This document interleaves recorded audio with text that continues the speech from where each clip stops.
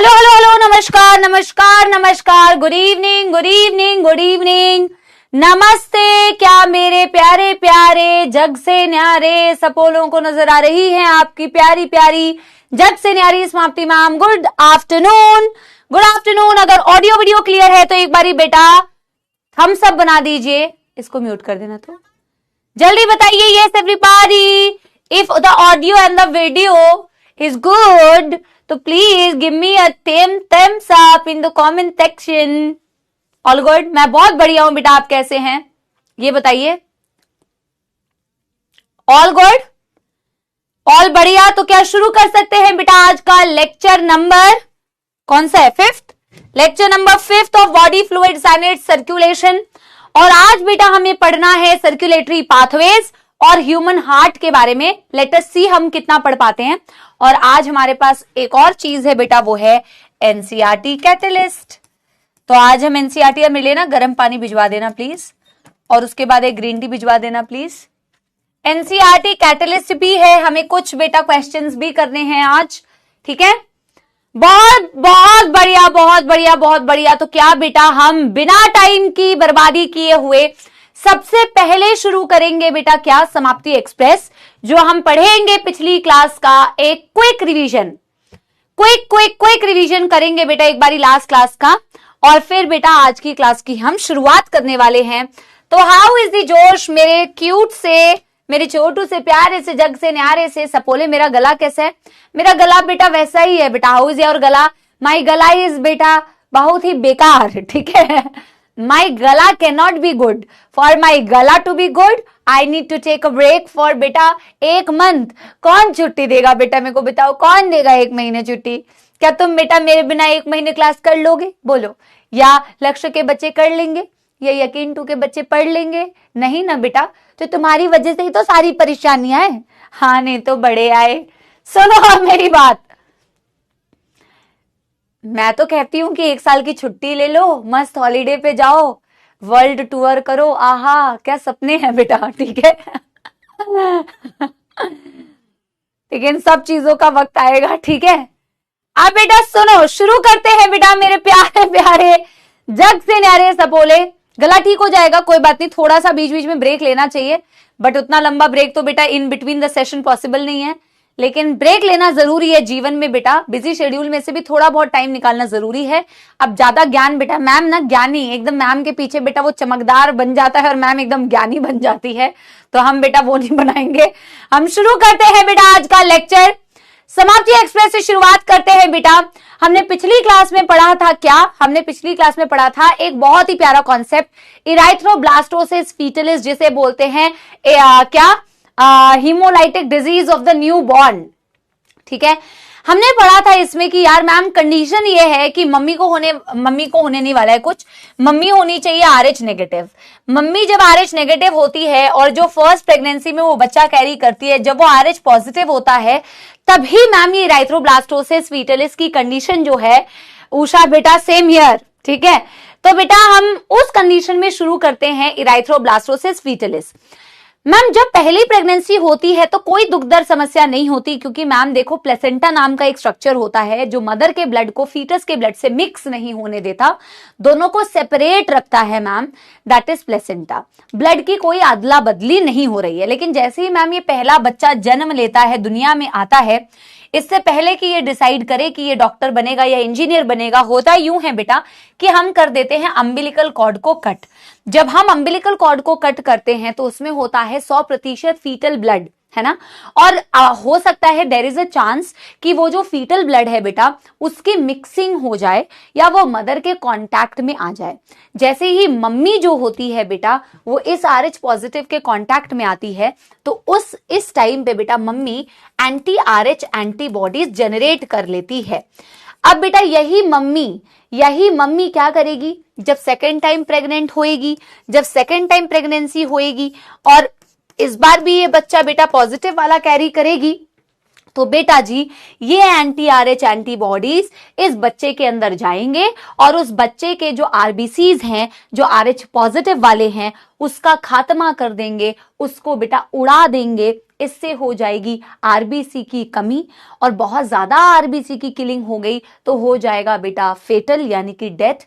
इससे आपको anaemic condition, jaundice condition severe बेटा डेवलप होते हुए नजर आती है। बट रुकिए, अरे रुकिए तो, अरे सुनिए तो, इसको बचाया जा सकता। अरे देखिए तो, करना क्या है आपको, बस एक छोटा सा काम। क्या करना है बच्चों, बाहर से एंटी RH दे दो इसको।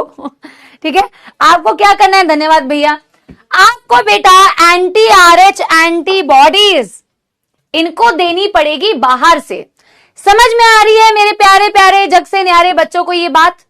आप क्या कीजिए ना बेटा, प्रॉब्लम का समाधान निकालने के लिए प्रॉब्लम की जड़ तक जाना है। प्रॉब्लम की जड़ थी कि जब मैम अम्बिलिकल कॉर्ड कटा और मदर जो है वो RH पॉजिटिव के कांटेक्ट में आई, तो मम्मी ने खुद से एंटीबॉडी बना लिए। जब मम्मी खुद से एंटीबॉडी बनाएगी तो वो फ्यूचर के लिए स्टोर हो जाती है, ताकि अगली बार कोई अगर इसको RH दिख जाए तो उसको सीधे उड़ा देगी। आपको मम्मी को खुद से एंटीबॉडी बनाने के लिए रोकना है। आप क्या करते हो, अगर अम्बिलिकल कॉर्ड कटता है और कोई भी बच्चे के ऐसे आरबीसी मम्मी के कांटेक्ट में आते हैं जो RH वाले हैं, आप बाहर से एंटी RH एंटीबॉडीज दे दो। आप एक लिमिटेड क्वांटिटी में देते हो, इनकी कोई बेटा फ्यूचर स्टोरेज नहीं होती। जब इन्होंने काम किया तब के लिए बेटा कुछ टाइम के लिए रहती हैं और फ्यूचर के लिए कभी भी स्टोर नहीं होती। तो आपने इन RH वाले आरबीसी को उड़ा दिया। मम्मी खुद से जब डेवलप करेगी ही नहीं, तो चाहे वो अगली प्रेगनेंसी में बेटा RH पॉजिटिव वाला ही बच्चा क्यों ना कैरी करे, कोई दुख दर्द समस्या नहीं हो सकती। क्या कहते हो मेरे प्यारे प्यारे जग से न्यारे बच्चों, कहते हो फील आई कि नहीं? Yes everybody, immediately after delivery. Thank you बेटा कृति। अब मेरे प्यारे बच्चों, हमने पढ़ा था एक टॉपिक लिम्फ और टिश्यू फ्लूइड। एनसीईआरटी तो कहती है कि लिम्फ ही टिश्यू फ्लूइड होता है, हालांकि एक बहुत छोटा सा अंतर है जो मैंने आपको समझाया था। जब आपका ब्लड बेटा ब्लड कैपिलरी से पास होता है तो उसमें से ब्लड छन जाता है। छनने के बाद जो छनता है वो प्लाज्मा पार्ट होता है मोस्टली। प्रोटीन्स की मात्रा कम होती है, आरबीसी नहीं होता, इसीलिए वो कलरलेस होती है। लिम्फोसाइट्स उसमें होते हैं, WBCs उसमें होते हैं बेहतरीन, और वो टिश्यू स्पेसेस के अराउंड एक्यूमुलेट हो जाती है, इसीलिए उसका नाम होता है इंटरस्टिशियल फ्लूइड या फिर टिश्यू फ्लूइड।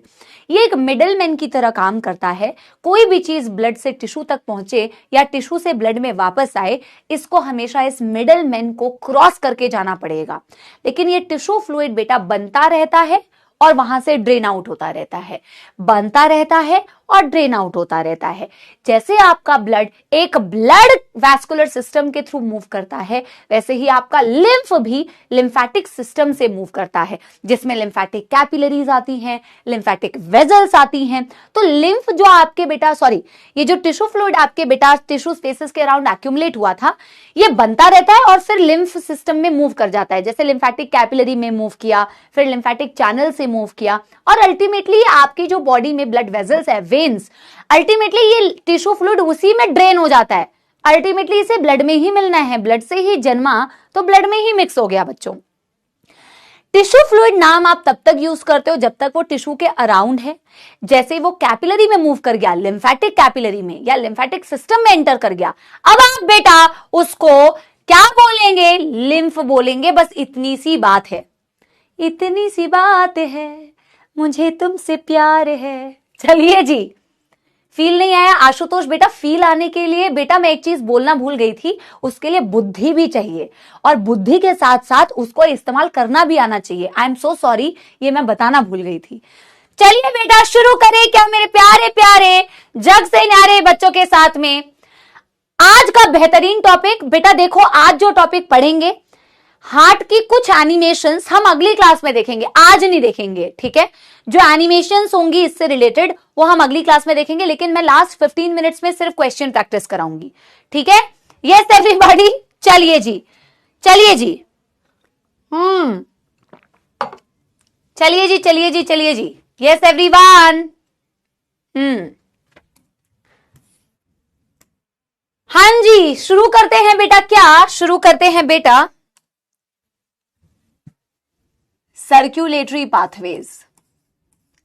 मैं उम्मीद करती हूं, आशा करती हूं कि आप लोगों को इसमें से कुछ कुछ चीजें पता होनी चाहिए, क्योंकि मैंने कॉकरोच भी आपको पढ़ाया, मैंने बेटा फ्रॉग भी आपको पढ़ाया, वहां पे मैंने सर्कुलेशन के बारे में काफी सारी बातें आपसे डिस्कस की थी। तो मैं ये उम्मीद करती हूं कि आपको कुछ कुछ चीजें बेटा पहले से पता होनी चाहिए, ठीक है। लेकिन अगर नहीं पता होंगी तो फिर बेटा पिटाई लगेगी आप लोगों को, है ना। अब सुनो, यस, जब आप सर्कुलेटरी पाथवेज बेटा अगर गलत किया ना तो फिर अपने आप को पनिशमेंट देना खड़े होके, ठीक है। यस यस एवरीबॉडी, सुनिए जी, सुनिए जी, सुनिए जी। सर्कुलेटरी पाथवेज में हाय भाई, सुनिए, सर्कुलेटरी पाथवेज में बेटा मेरे को 1 सेकंड टाइम देना, 1 सेकंड टाइम देना।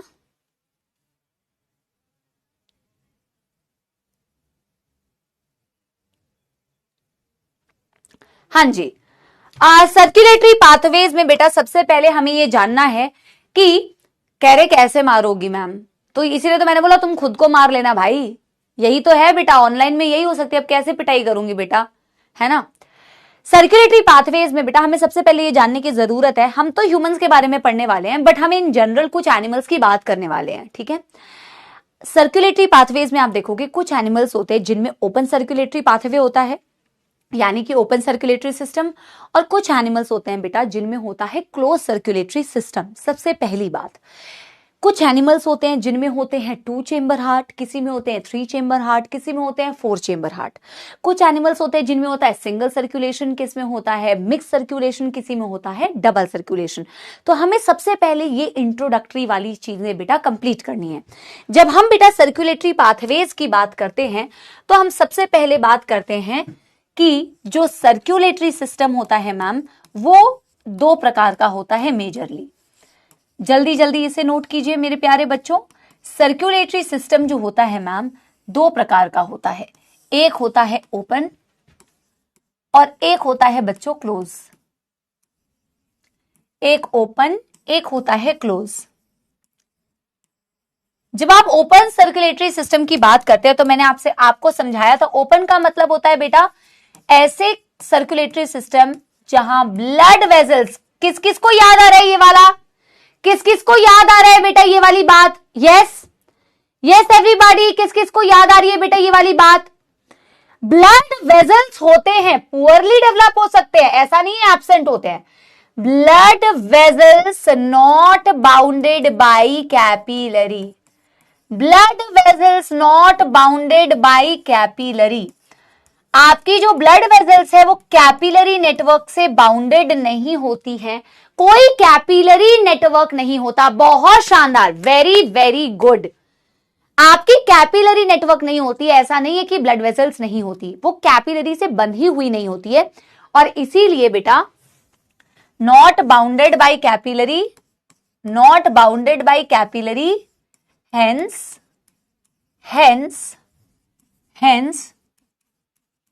it is poured in open space, it is poured मतलब डालना, poured in open spaces, open spaces में आप इसको पोर कर रहे होते हैं, डाल रहे होते हैं, इसीलिए ओपन सर्कुलेटरी सिस्टम है। बेटा मैं कुछ ना एग्जांपल्स लिखूंगी, इसीलिए मैंने यहां पे खाली स्पेस छोड़ी हुई है। आप क्लोज सर्कुलेटरी सिस्टम बोलते हैं तो आप कहते हैं blood vessels bounded by capillaries, blood vessels bounded by capillary, हाँ या ना, हाँ या ना, blood vessel bounded by capillary. ठीक है मैम, बहुत बढ़िया, कोई समस्या नहीं है। इसका डायग्राम भी बेटा हम कई दफा बना चुके हैं, फिर भी मैं आपको बना के बता दे रही हूं। Artery, capillary and when. यहां पे ओपन खुले स्पेस में ऐसा कुछ भी नहीं होगा, आर्टरी है, कैपिलरी है और वेन्स है बच्चों, आर्टरी है, कैपिलरी है और वेन्स है बच्चों, ठीक है।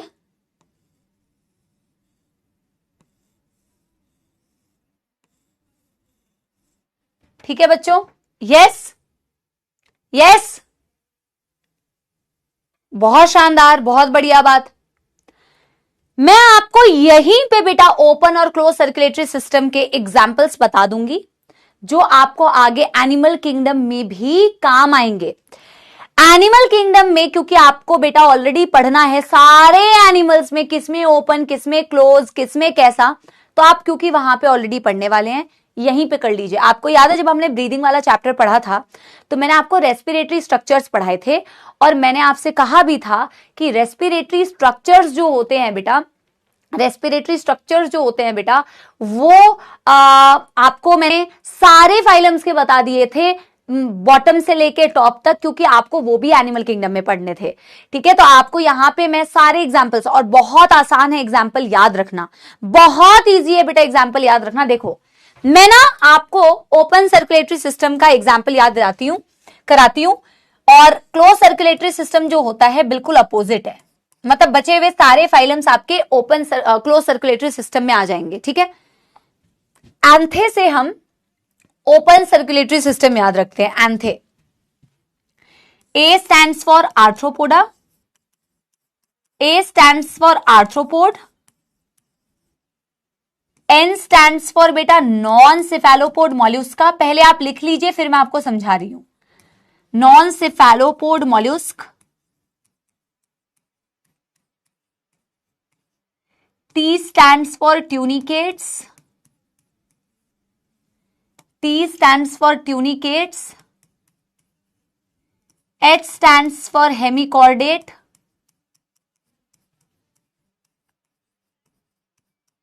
and E stands for echinodermate। यही केवल कुछ फाइलम्स है बेटा जिनमें आपको क्या दिखती है, ट्यूनिकेटा तो सब फाइलम है, बट एनीवे यही कुछ एनिमल्स है बेटा जिनमें आपको ओपन सर्कुलेटरी सिस्टम दिखता है। बाकी कोई भी नाम आपसे पूछा जाए वो सारे क्लोज्ड सर्कुलेटरी सिस्टम होंगे, सारे क्लोज सर्कुलेटरी सिस्टम होंगे बेटा। A for Arthropoda open circulatory system, N for non cephalopod Mollusca. Mollusca जो होते हैं ना बेटा, मॉल्यूस्का को इमेजिन करते हो तो क्या आप इमेजिन कर पाते हो, मुझे नहीं पता तुम्हें मॉल्यूस्का के एनिमल्स पता भी है या नहीं, मॉल्यूस्का के एनिमल्स मुझे नहीं पता तुम्हें पता भी है या नहीं। सुनो, मॉल्यूस्का में बेटा आप मैं तुम्हें बता देती हूँ, स्नेल्स देखे हैं तुमने, स्नेल्स जो तुम्हारी धरती पे बेटा लैंड पे चलते हैं, स्नेल्स है ना, वो मॉल्यूस्का है। या पानी में तुमने ऑक्टोपस देखा है, वो भी क्या है बेटा, मॉल्यूस्का है। मॉल्यूस्का में दो कैटेगरीज होती हैं बेटा, एक कहलाती है सेफेलोपोड्स, एक कहलाती है बेटा नॉन सेफेलोपोड्स। ये क्यों कहलाती है ये तो बाद की कहानी है, लेकिन मॉल्यूस्का में दोनों प्रकार का सर्कुलेटरी सिस्टम दिखता है। ओ नलायक, लीच कब से आने लग गया, कह रहा है लीच, नलायक। एक बच्चा कह रहा है स्टारफिश, कहां जाऊं मैं भाई, कहां जाऊं बेटा, स्टारफिश एकाइनोडर्मेटा होता है, तुम अपना दिमाग मत चलाओ बेटा। वैसे ही बेटा ये देखो कुछ भी एग्जाम्पल बता रहे हैं यार, मैं बता रही हूं बेटा, मेरी बात सुन लो, मेरी बात सुन लो भाई, ठीक है। सुनो बेटा, मॉल्यूस्का में दो प्रकार की कैटेगरी है, एक ओपन वाली, एक क्लोज सर्कुलेटरी सिस्टम वाली। तो मॉल्यूस्का के जो एक कैटेगरी है जिसे नॉन सिफेलोपोड बोलते हैं ना, वो ओपन सर्कुलेटरी सिस्टम होता है, और जो सिफेलोपोड्स होते हैं वो क्लोज्ड में आते हैं। बेटा डिटेल की कहानी मैं बाद में बताऊंगी, ये ध्यान रख लो कि मॉल्यूस्का में दोनों प्रकार की सर्कुलेटरी सिस्टम है, ठीक है। टी फॉर आता है बेटा ट्यूनिकेटा, एच फॉर आता है हेमिकॉर्डेटा, ई से आता है एकाइनोडर्मेटा। एकाइनोडर्मेटा में वो स्टारफिश आती है, ठीक है। अब बेटा सुनो मेरी बात, इसके अलावा तुमसे कोई भी एग्जाम्पल पूछे, कोई भी बर्ड का नाम दे, कोई भी मैमल्स का नाम दे, कोई भी बेटा फ्रॉग का नाम नहीं, कोई भी एम्फीबियन का नाम बताए, कोई भी फिश का नाम बताए, कोई भी बेटा रेप्टाइल का नाम बताए, बाकी कोई भी एनिमल इसके अलावा तुमसे पूछा जाए वो सारे होंगे बेटा क्लोज्ड सर्कुलेटरी सिस्टम वाले। तुम्हें अलग से लिखने की बिल्कुल जरूरत नहीं है, तुम्हें अलग से लिखने की बिल्कुल जरूरत नहीं है, आंख बंद करके आंसर दे सकते हो। कुछ होते हैं जिनके पास सर्कुलेटरी होता ही नहीं है, नलायकों, पॉरीफेरा जो नाम तुम बता रहे हो बेटा वो एनिमल किंगडम में पढ़ेंगे। मेरे कहने का मतलब है इसके अलावा तुमसे अगर पूछा जाए इसमें ओपन होता है या क्लोज, तो बाकी सारे इसके अलावा तुमसे जो भी नाम पूछे जाएंगे अगर उनमें सर्कुलेटरी सिस्टम है तो उनमें होगा क्लोज सर्कुलेटरी सिस्टम। आपका आधा काम खत्म। सिर्फ इसी बेटा ट्रिक से आपको समझ में आ जाएगा। यहाँ पे ट्यूनिकेटा वैसे सब फाइलम होता है, बट मैं उस कहानी में नहीं जा रही हूं, इसलिए मैंने बोला ये सारे जो कैटेगरी के एनिमल्स होंगे।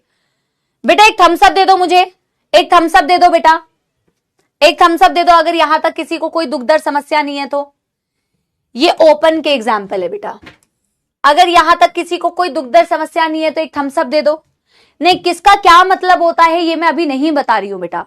ट्यूनिकेट का क्या मतलब होता है, हेमिकॉर्डेट का क्या मतलब होता है, ये एनिमल किंगडम की कहानी है, यहां नहीं बताऊंगी क्योंकि बेटा आगे पढ़ेंगे इसको। अभी सिर्फ एग्जाम्पल्स याद रखने हैं बच्चों, अभी सिर्फ एग्जाम्पल्स याद रखने हैं। मैम जैसे आपने सर्कुलेटरी सिस्टम बताया दो प्रकार के होते हैं, ओपन और क्लोज्ड। मैम हार्ट के बारे में भी बताओ कि अलग अलग एनिमल्स का हार्ट कैसा दिखता है, जो आपके एनसीईआरटी में दिया है उस बेसिस पर बताओ मैम। तो बेटा अगला जो मैं चीज आपको बताने वाली हूं वो है हार्ट। मैम देखो इन जनरल अगर हम देखें तो हार्ट के ना दो चेंबर्स के बारे में हम पढ़ते हैं मेनली बेटा, एडिशनल चेंबर्स की मैं बात नहीं कर रही हूं। हार्ट में आप दो चेंबर्स मत लिखो, हार्ट में आप पढ़ते हो बेटा दो टर्म्स, एक होता है एट्रियम, एक होता है वेंट्रिकल। आप इन चेंबर्स के बारे में पढ़ते हो, एक होता है एट्रियम, एक होता है वेंट्रिकल। किसी में बेटा हो सकता है कि एक एट्रियम और एक वेंट्रिकल हो, किसी में हो सकता है दो एट्रियम और एक वेंट्रिकल हो, किसी में हो सकता है दो एट्रियम और दो वेंट्रिकल हो, जिसके बेसिस पर आप हार्ट को 2 चेंबर, 3 चेंबर या 4 चेंबर कहते हैं। समझ में आ रही है बेटा बात। एट्रियम और वेंट्रिकल्स ये दो प्रकार के चेंबर्स आपको दिखते हैं, ये दो प्रकार के बेटा हार्ट के चेंबर्स आपको नजर आते हैं। डिपेंड करता है कि कौन से एनिमल में बेटा दो एट्रिया है दो वेंट्रिकल है, दो एट्रिया है एक वेंट्रिकल है, एक एट्रिया है एक वेंट्रिकल है, इसके आधार पर आप बेटा 2 chamber heart, 3 chamber heart and 4 chamber heart में एनिमल्स को डिवाइड करते हैं। तो मैं एक काम करूंगी बेटा, नहीं तुम ना ऐसे मत करो, तुम्हारी कॉपी में जगह नहीं बनेगी, तो आप ना नॉर्मल लिखो।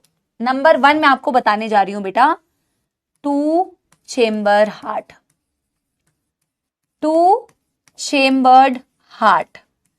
एक बात तो इससे साफ है कि 2 चेंबर हार्ट का मतलब आपको टोटल 2 ही चेंबर दिखेंगे। ऐसे एनिमल्स बेटा जहां आपको हार्ट कुछ ऐसा नजर आता है, तो मैं बॉक्स जैसा ही बना के बता रही हूं क्योंकि बॉक्स में इजी होता है समझाना। आपको एक मात्र एट्रियम और एक मात्र वेंट्रिकल, केवल एक एट्रियम केवल एक वेंट्रिकल आपको नजर आए तो ऐसे एनिमल्स होते हैं बेटा 2 चेंबर हार्ट वाले एनिमल्स।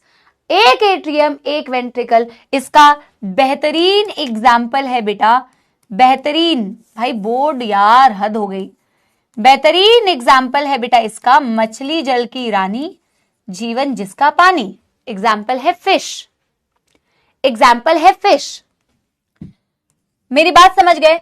तो मैं यहीं पे बेटा बता देती हूं क्योंकि बेटा जिनका जैसा हार्ट होगा उनका सर्कुलेशन भी वैसा ही होगा। मतलब कि भाई जिसके पास 4 चेंबर हार्ट है वही डबल सर्कुलेशन कर सकता है, जिसके पास 3 चेंबर है वो डबल सर्कुलेशन नहीं कर पाएगा, जिसके पास 2 चेंबर हार्ट है वो डबल सर्कुलेशन नहीं कर पाएगा।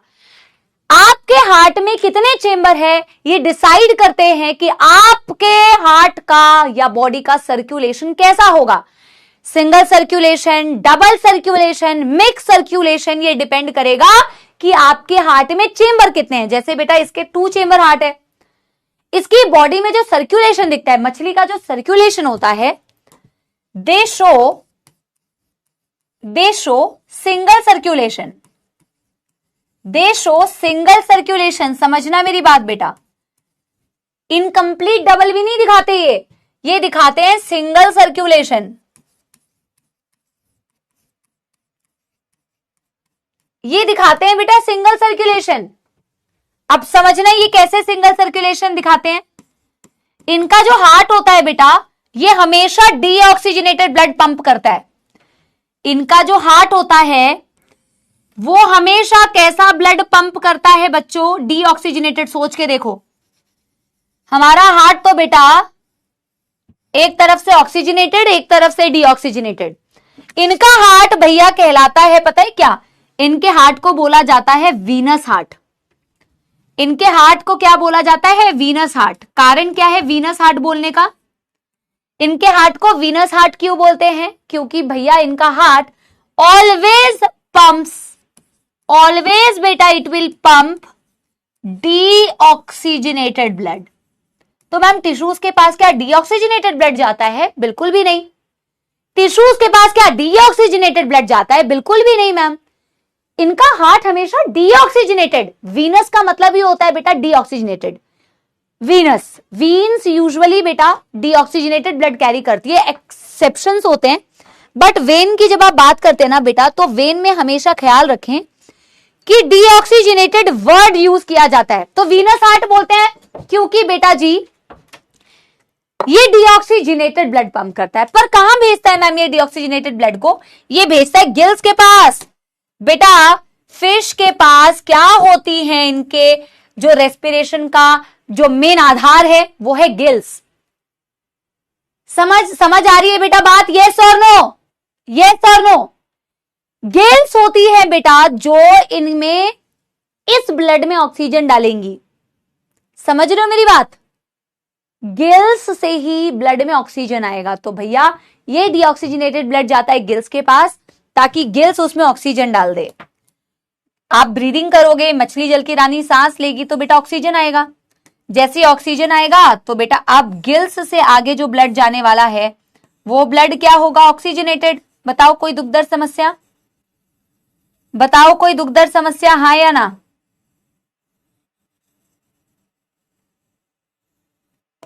बताओ हाँ या ना?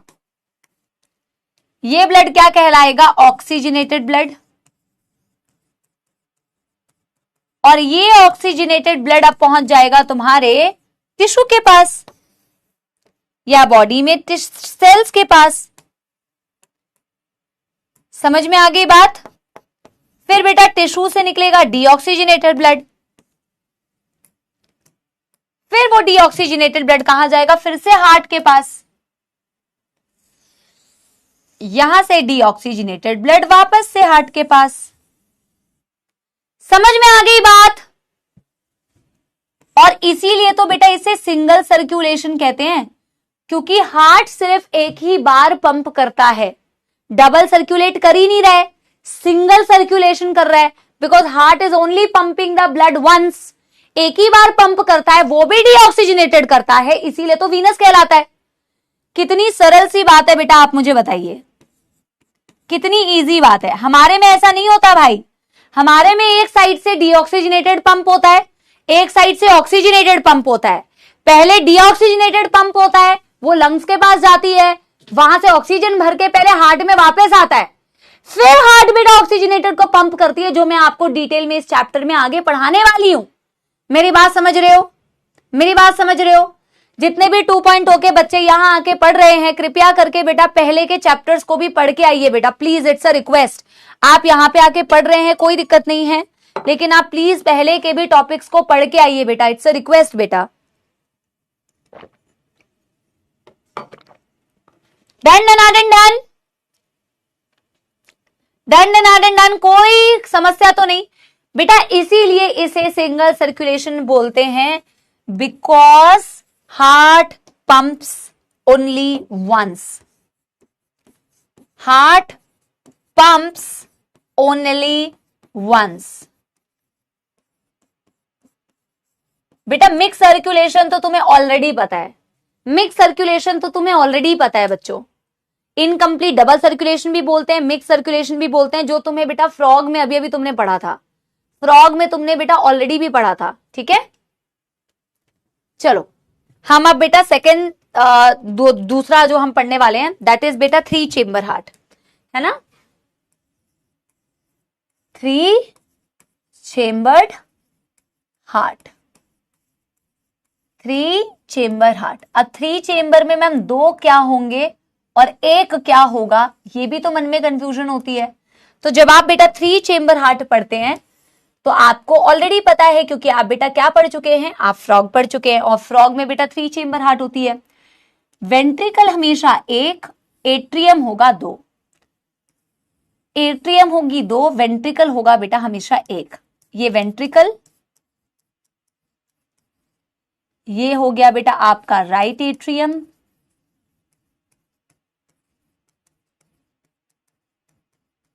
ये हो गया बेटा आपका लेफ्ट एट्रियम। बच्चों को अक्सर कंफ्यूजन होती है इसको लेफ्ट साइड में लेफ्ट एट्रियम क्यों लिख रहे हैं जब मैम ये राइट साइड में है, इसे राइट एट्रियम क्यों लिख रहे हैं जब ये लेफ्ट साइड में है। आप बेटा अपना हार्ट कैसे पढ़ते हो, ऐसे समझना बेटा, ऐसे समझना बेटा। अभी मेरे पास क्या है, अभी मेरे पास क्या है जिससे मैं तुम्हें समझा सकती हूँ, ऐसे समझना। ये हार्ट है, यहां मेरा राइट एट्रियम है, यहां मेरा राइट एट्रियम है, हाँ या ना, ये बताओ। राइट एट्रियम है, यहां मेरा क्या है बेटा, लेफ्ट एट्रियम है, हाँ या ना। और तुम सामने से जब मेरी स्टडी करोगे तो ऐसे ही तो करोगे ना। ये मेरा क्या है, राइट एट्रियम, ये है मेरा लेफ्ट एट्रियम, जो मेरे लेफ्ट हैंड साइड है वो मेरे लेफ्ट एट्रियम है, ये मेरे राइट हैंड साइड है तो ये मेरा राइट एट्रियम है। जब आप स्टडी करोगे सामने से, इस हार्ट को ऐसे रख दो ना यार, इस हार्ट को ऐसे रख दो, तो जो राइट साइड इस साइड है वो राइट एट्रियम है, जो इस साइड है बेटा वो लेफ्ट एट्रियम है। आपको मेरी बात समझ में आ रही है? तो इस हार्ट को मैंने ऐसे ही तो रखा हुआ है। आई डोंट थिंक कि अब कोई कंफ्यूजन होगी तुम्हें, है ना? Yes everyone. मैम यानी कि 3 चेंबर हार्ट में एक राइट एट्रियम, एक लेफ्ट एट्रियम और एक वेंट्रिकल होता है कॉमन। मैम ये 3 चेंबर हार्ट हमें कहां दिखता है? इसके एग्जाम्पल्स होते हैं बेटा एम्फीबियंस, जिसमें आपने फ्रॉग पढ़ा, और होते हैं बेटा रेप्टाइल्स, जिसमें आप स्नेक्स पढ़ते हो, लिजर्ड पढ़ते हो, क्रोकोडाइल पढ़ते हो, एलिगेटर्स पढ़ते हो। लेकिन एक्सेप्शन क्या है बच्चों इसमें? इसमें एक्सेप्शन है क्रोकोमामा होते हैं ना, जो हमारे क्रोकोमामा, क्रोकोडाइल बहुत ही प्यारे होते हैं, बिल्कुल वायलेंट नहीं होते बेटा, बहुत प्यार करेंगे। जब आप इनके साथ में पानी में बेटा झपाक करोगे ना, आपको बहुत प्यार से बेटा आपके ट्रीटमेंट देंगे। क्रोकोडाइल, क्रोकोमामा बोलती हूं मैं इनको। एलिगेटर्स हो गए, क्रोकोडाइल्स हो गए, इनमें ये एक्सेप्शन है बेटा, इनमें 4 चेंबर होता है, इनमें 4 चेंबर होता है, तो ये एक्सेप्ट लिखना चाहिए ना यहां, एक्सेप्ट, ठीक है। एक्सेप्ट क्रोकोडाइल्स एंड एलिगेटर, इनमें होते हैं 4 चेंबर हार्ट। तो क्रोको मामा को किसी दिन परेशान करके देखो बेटा, तुम्हें ऐसा मामा का प्यार दिखाएंगे वो, ठीक है। समझ में आ गई मेरी बात? Yes everybody. एम्फीबियंस और reptiles with an exception of बेटा क्रोकोमामा एंड एलिगेटर, इनके पास होते हैं 3 चेंबर हार्ट। और जिनके पास 3 चेंबर हार्ट होता है बेटा, वो हमेशा कैसा सर्कुलेशन शो करते हैं? दे शो मिक्स सर्कुलेशन, दे शो मिक्स सर्कुलेशन, या फिर इनकम्प्लीट डबल सर्कुलेशन भी बोला जाता है, या फिर इनकम्प्लीट डबल सर्कुलेशन भी बोला जाता है। इसको आपको यहां बिल्कुल भी डिटेल में करने की जरूरत नहीं है, क्योंकि आप पढ़ चुके हो फ्रॉग के अंदर बेटा कि इनकम्प्लीट डबल सर्कुलेशन कैसे होती है, मिक्स सर्कुलेशन कैसे होती है, ब्लड की मिक्सिंग कैसे होती है, ये सारी चीजें बेटा आप पढ़ चुके हो। मैं फिर भी आपको एक बारी रिवीजन करा देती हूं। आपने देखा था बेटा कि राइट एट्रियम में कैसे डीऑक्सीजनेटेड ब्लड आता है, लेफ्ट एट्रियम में कैसे ऑक्सीजनेटेड ब्लड आता है, और ये दोनों ब्लड की मिक्सिंग होती है वेंट्रिकल में। और यहां क्योंकि वेंट्रिकल एक ही है तो ये बेचारा मिक्स ब्लड बन जाता है यहां, और यही मिक्स ब्लड क्योंकि पूरी बॉडी में सर्कुलेट होता है बेटा, इसीलिए इनके सर्कुलेशन को मिक्स सर्कुलेशन बोला जाता है। बोलो हाँ या ना, बोलो हाँ या ना। Yes everybody, yes everybody. अब बात करते हैं बच्चों किसकी? अब बात करते हैं हमारे 4 चेंबर हार्ट की, जो किसके पास होता है? पंछी बनो उड़ती फिरूं मस्त गगन में, यानी कि एव्स। और बेटा हमारे मैमल्स यानी कि हम खुद, ठीक है। Aves, oh I am so sorry, तुम तो रेप्टाइल्स में आते हो, तुम तो सपोले हो, मतलब कि मैं अपनी बात कर रही हूं, ठीक है। मैमल्स और एव्स, इन दोनों के पास होते हैं 4 चेंबर हार्ट, 2 एट्रियम, 2 वेंट्रिकल, और इनमें होता है डबल सर्कुलेशन। डबल सर्कुलेशन को तो पूरा टॉपिक है बेटा, वो तो हम आगे बार वापस से पढ़ेंगे, तो यहां पे नहीं करेंगे, वो तो कंप्लीट टॉपिक है, तो कंप्लीट टॉपिक को हमें डिटेल में पढ़ना है, ठीक है। यहां पे तो हमें सिर्फ लिखना है कि ये 3 कैसे हो गया बेटा, ये तो 2 होने वाला है ना, 3 होगा बेटा आपका 4 चेंबर हार्ट।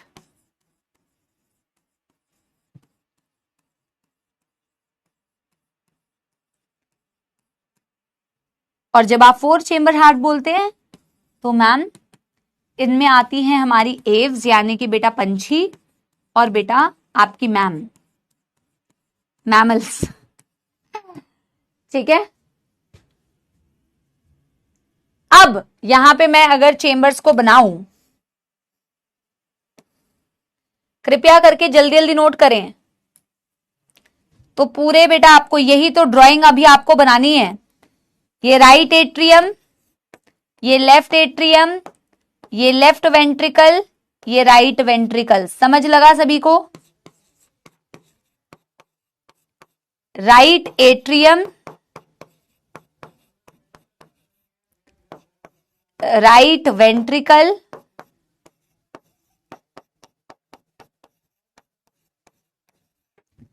लेफ्ट एट्रियम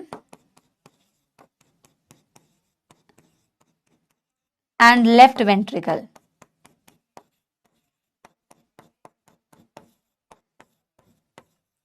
इनमें दिखता है बेटा, दे शो डबल सर्कुलेशन, और डबल सर्कुलेशन हम बाद में पढ़ेंगे। दे शो डबल सर्कुलेशन। अब हमें बेटा शुरू करना है ह्यूमन हार्ट। अब हमें शुरू करना है बेटा human heart. Yes everybody. Himanshi कह रही है you are also our leader, तो you also have 3 chamber heart. ठीक है भाई, तो खुश हो जा बेटा, मैं मान लेती हूं मेरे पास 3 चेंबर है। चलो, यस एवरीबॉडी।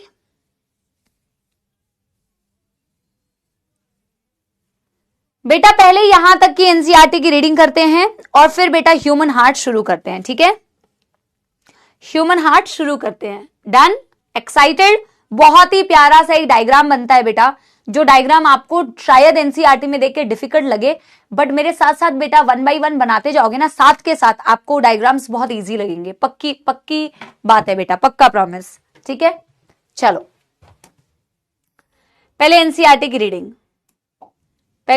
की रीडिंग, चलिए देखो। The circulatory patterns are of 2 type, open and closed. जो सर्क्यूलेटरी पैटर्न्स होते हैं वो 2 प्रकार के होते हैं, एक ओपन होते हैं, एक क्लोज्ड होता है मैम। फिर बोला open circulatory system is present in Arthropoda, Mollusca. बेटा अब आपको ऑलरेडी पता चल चुका है कि मॉल्यूस्का में भी कहां है। मॉल्यूस्का में कैटेगरी है मैम ने बताई है, नॉन सेफेलोपोड, क्योंकि बेटा सेफेलोपोड में तो क्लोज होगा, यानी कि दोनों टाइप का होता है मॉल्यूस्का में, नॉन सेफेलोपोड, ठीक है। In which the blood is pumped by heart, passes through large vessel into open space और बॉडी कैविटी कॉल्ड साइनसेस।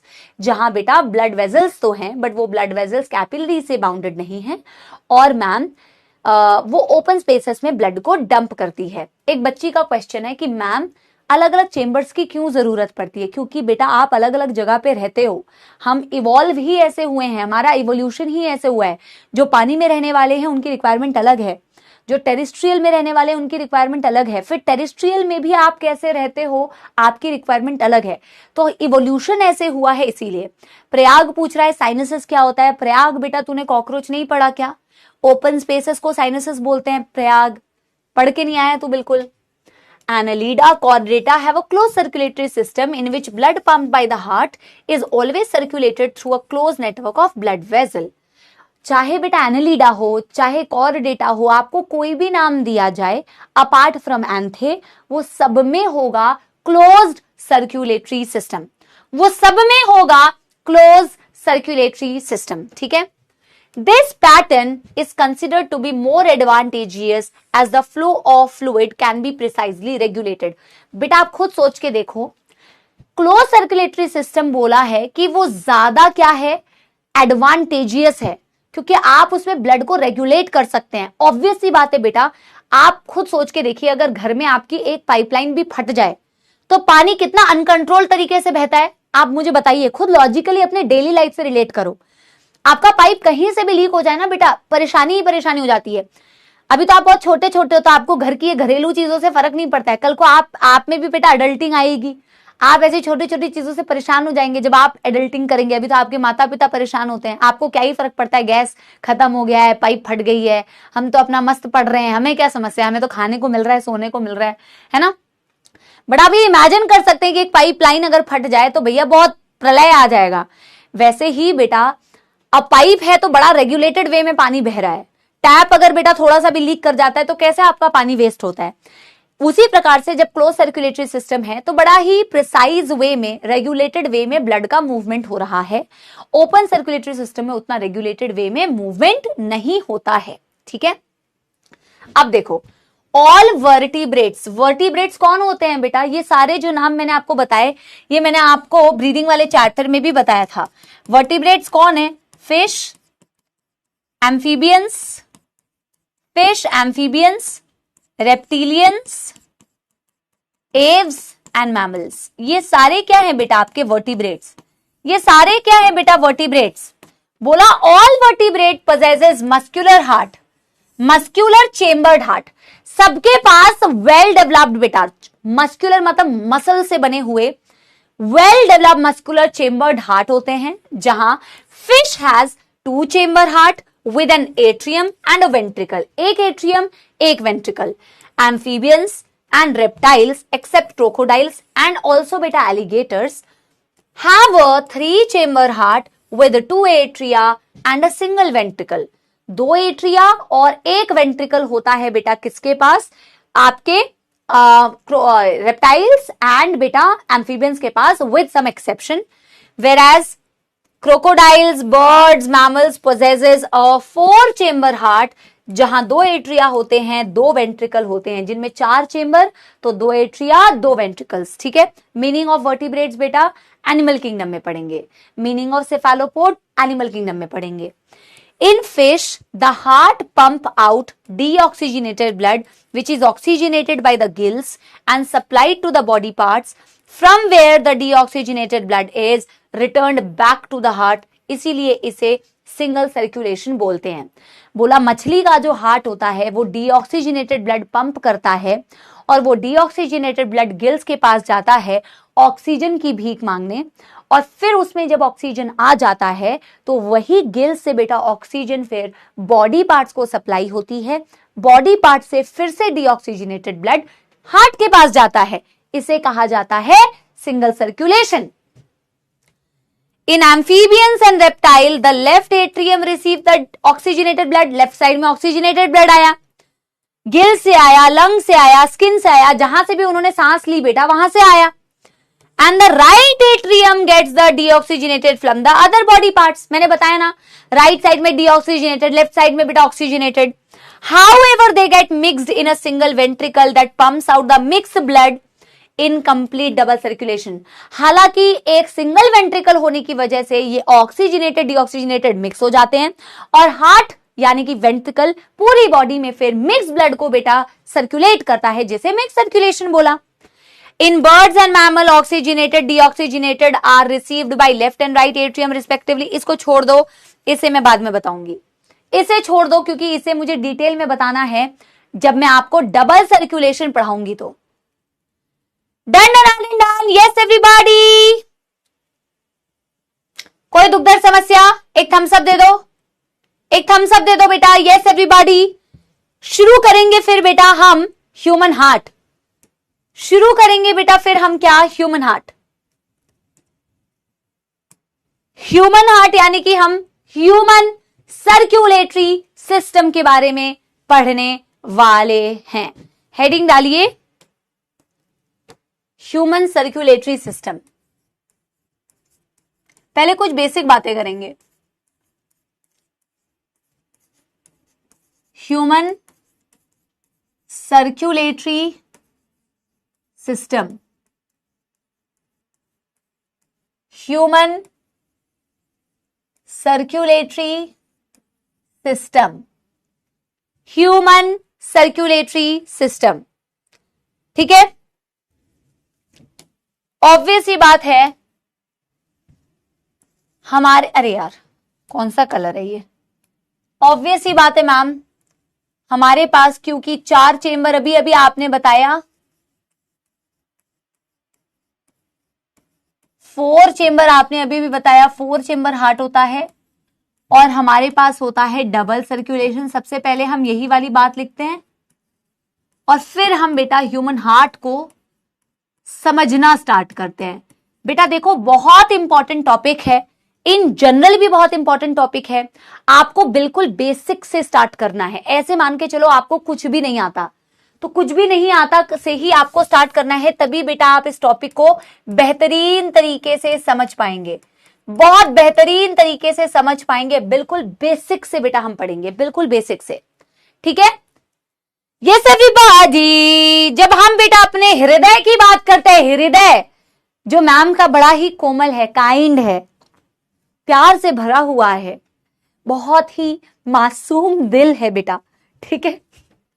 पर हमें बेटा ये थोड़ी पढ़ना है कि हार्ट तुम्हारा मासूम है कि कठोर है कि क्या है, हमें पढ़ना है कि हार्ट एक्चुअल में साइंटिफिकली कैसा दिखता है।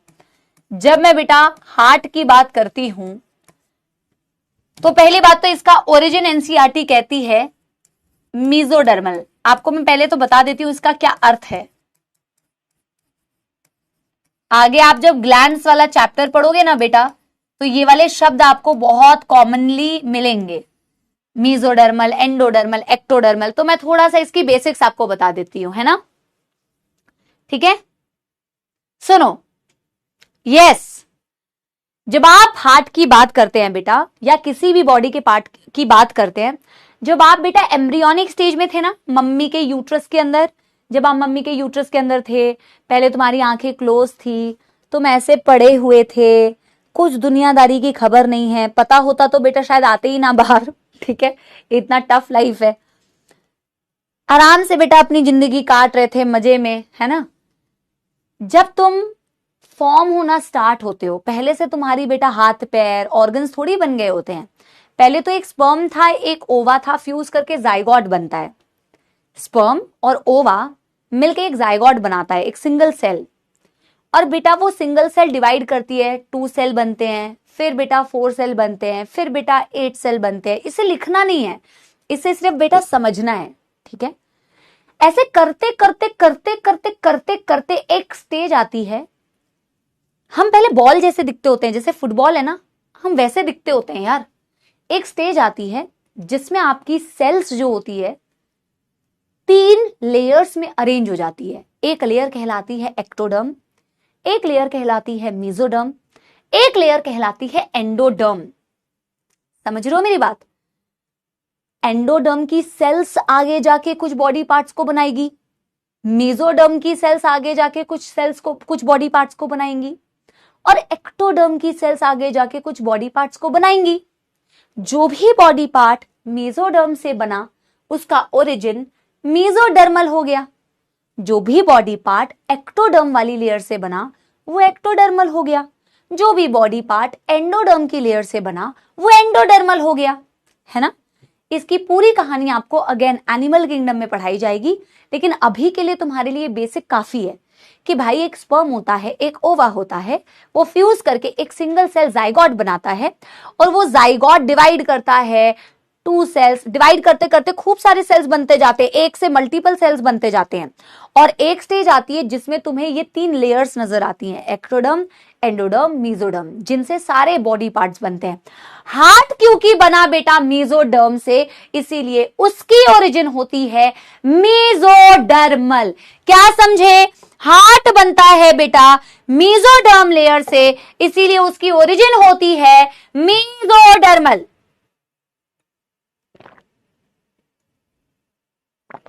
समझे कि नहीं? समझे कि नहीं? यस एवरीबॉडी, समझे कि नहीं? यस एवरीबॉडी, ठीक है मैम, बहुत सही। हार्ट कहां पे लोकेटेड होता है? एक तो वेंट्रल साइड पे, हमारे बेटा वेंट्रल साइड पे होता है हमारा हार्ट, और आपको पता है 2 लंग्स के बीच में होता है, 2 लंग्स के बीच में होता है, ठीक है। और आपका जो हार्ट होता है वो होता है slightly tilted towards the left. आपका जो हार्ट होता है वो होता है slightly tilted towards left, left side की तरफ बेटा टिल्टेड होता है, ठीक है।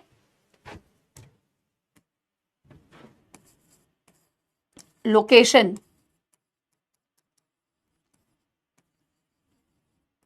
लोकेशन में मैं कहूंगी बिटवीन टू लंग्स। कौन से लंग में बेटा आपको वो कार्डियक नॉच नजर आती है? कौन से लंग में बेटा तुम्हें वो कार्डियक नॉच नजर आती है? याद आ रहा है? बहुत शानदार, आप लोग को तो याद भी आ रहा है। Between two lungs, slightly tilted towards, वैसे तो मैंने आंसर दे ही दिया, slightly tilted towards left, tilted towards left, left side में टिल्टेड है तो ऑब्वियस सी बात है भाई, लेफ्ट लंग में होता है आपका कार्डियक नॉच। लेफ्ट, अरे राइट कौन लिख रहा है? ओ माय गॉड बेटा, ये तुम कहां से पढ़ के आ गए हो भाई? देखना कैसे भेड़ चाल में एक बच्चे ने राइट लिखा तो सब राइट लिखे जा रहे हैं।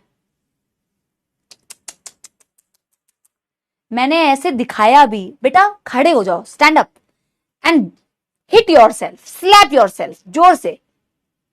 भेड़ चाल, बिल्कुल भेड़ चाल, राइट तो राइट। अरे भाई मैंने ऐसे करके भी दिखाया। ये कौन सा साइड है? Left side. बोलते हैं ना नकल के लिए भी अकल चाहिए, तुम परफेक्ट एग्जाम्पल हो भाई। Slightly tilted towards left, left side में होता है भाइयों और बहनों। ओ भाई,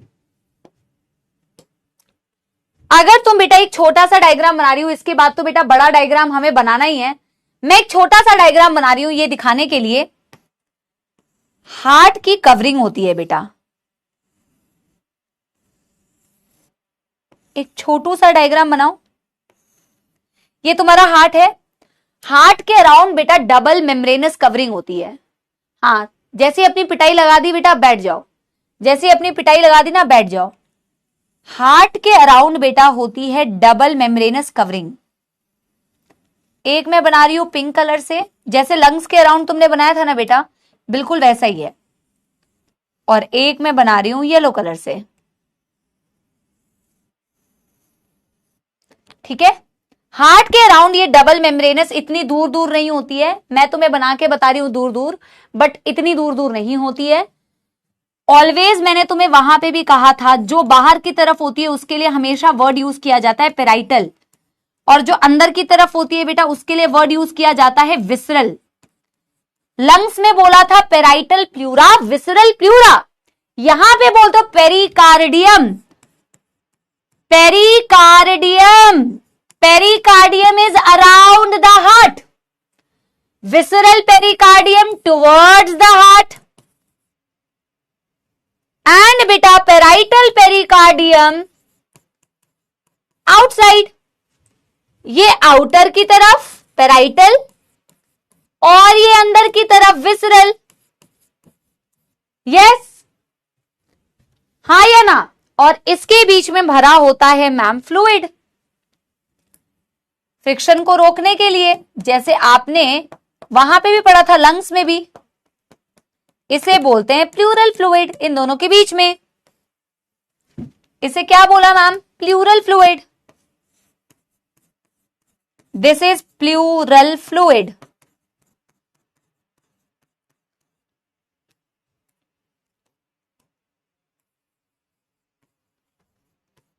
Between these two, to prevent friction.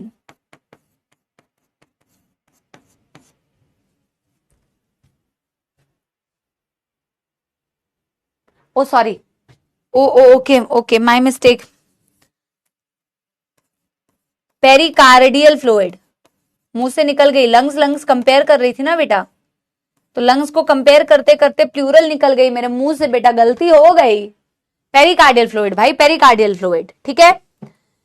जल्दी जल्दी इसे नोट कीजिए बेटा। हार्ट का एक होता है बेस और हार्ट का एक होता है बेटा एपेक्स। एक होता है बेटा बेस और एक होता है बेटा हार्ट का एपेक्स। समझना मेरी बात बेटा, एक सेकेंड। एक होता है हार्ट का बेस, एक होता है हार्ट का एपेक्स। अक्सर बच्चे गलती करते हैं। ये हार्ट है, हार्ट का ये हो गया एपेक्स वाला हिस्सा, चोंच वाला हिस्सा, और ये ऊपर वाला हिस्सा होता है बेस।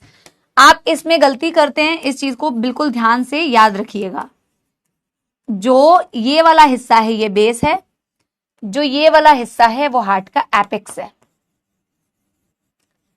अब आएंगे बेटा internal structure of the heart. अब आएंगे बेटा internal structure of the heart. Done done done done done done done done. Yes everybody, ठीक है। ये हमने कुछ बेटा बाहरी इसके लेयर्स पढ़ लिए। अब आएंगे इंटरनल स्ट्रक्चर।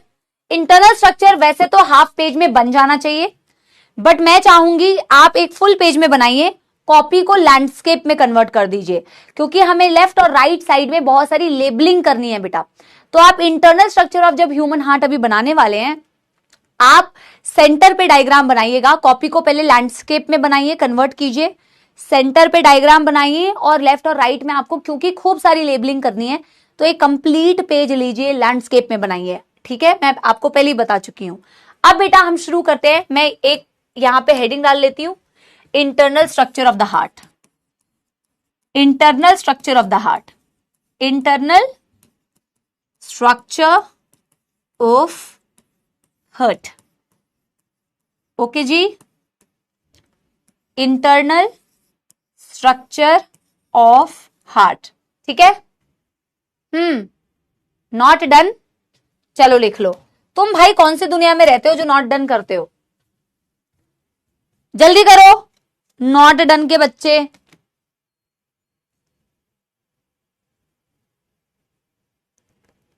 डन करो भाई, जल्दी जल्दी, ज्यादा टाइम नहीं है मेरे पास।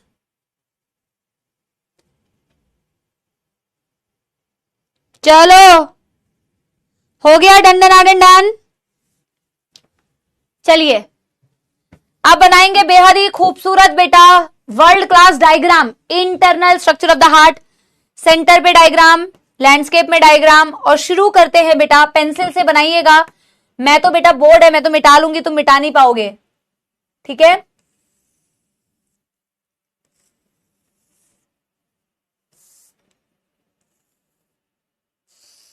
थोड़ा मैं नीचे, क्योंकि ना ऊपर ऊपर फिर बहुत ज्यादा हो जाता है।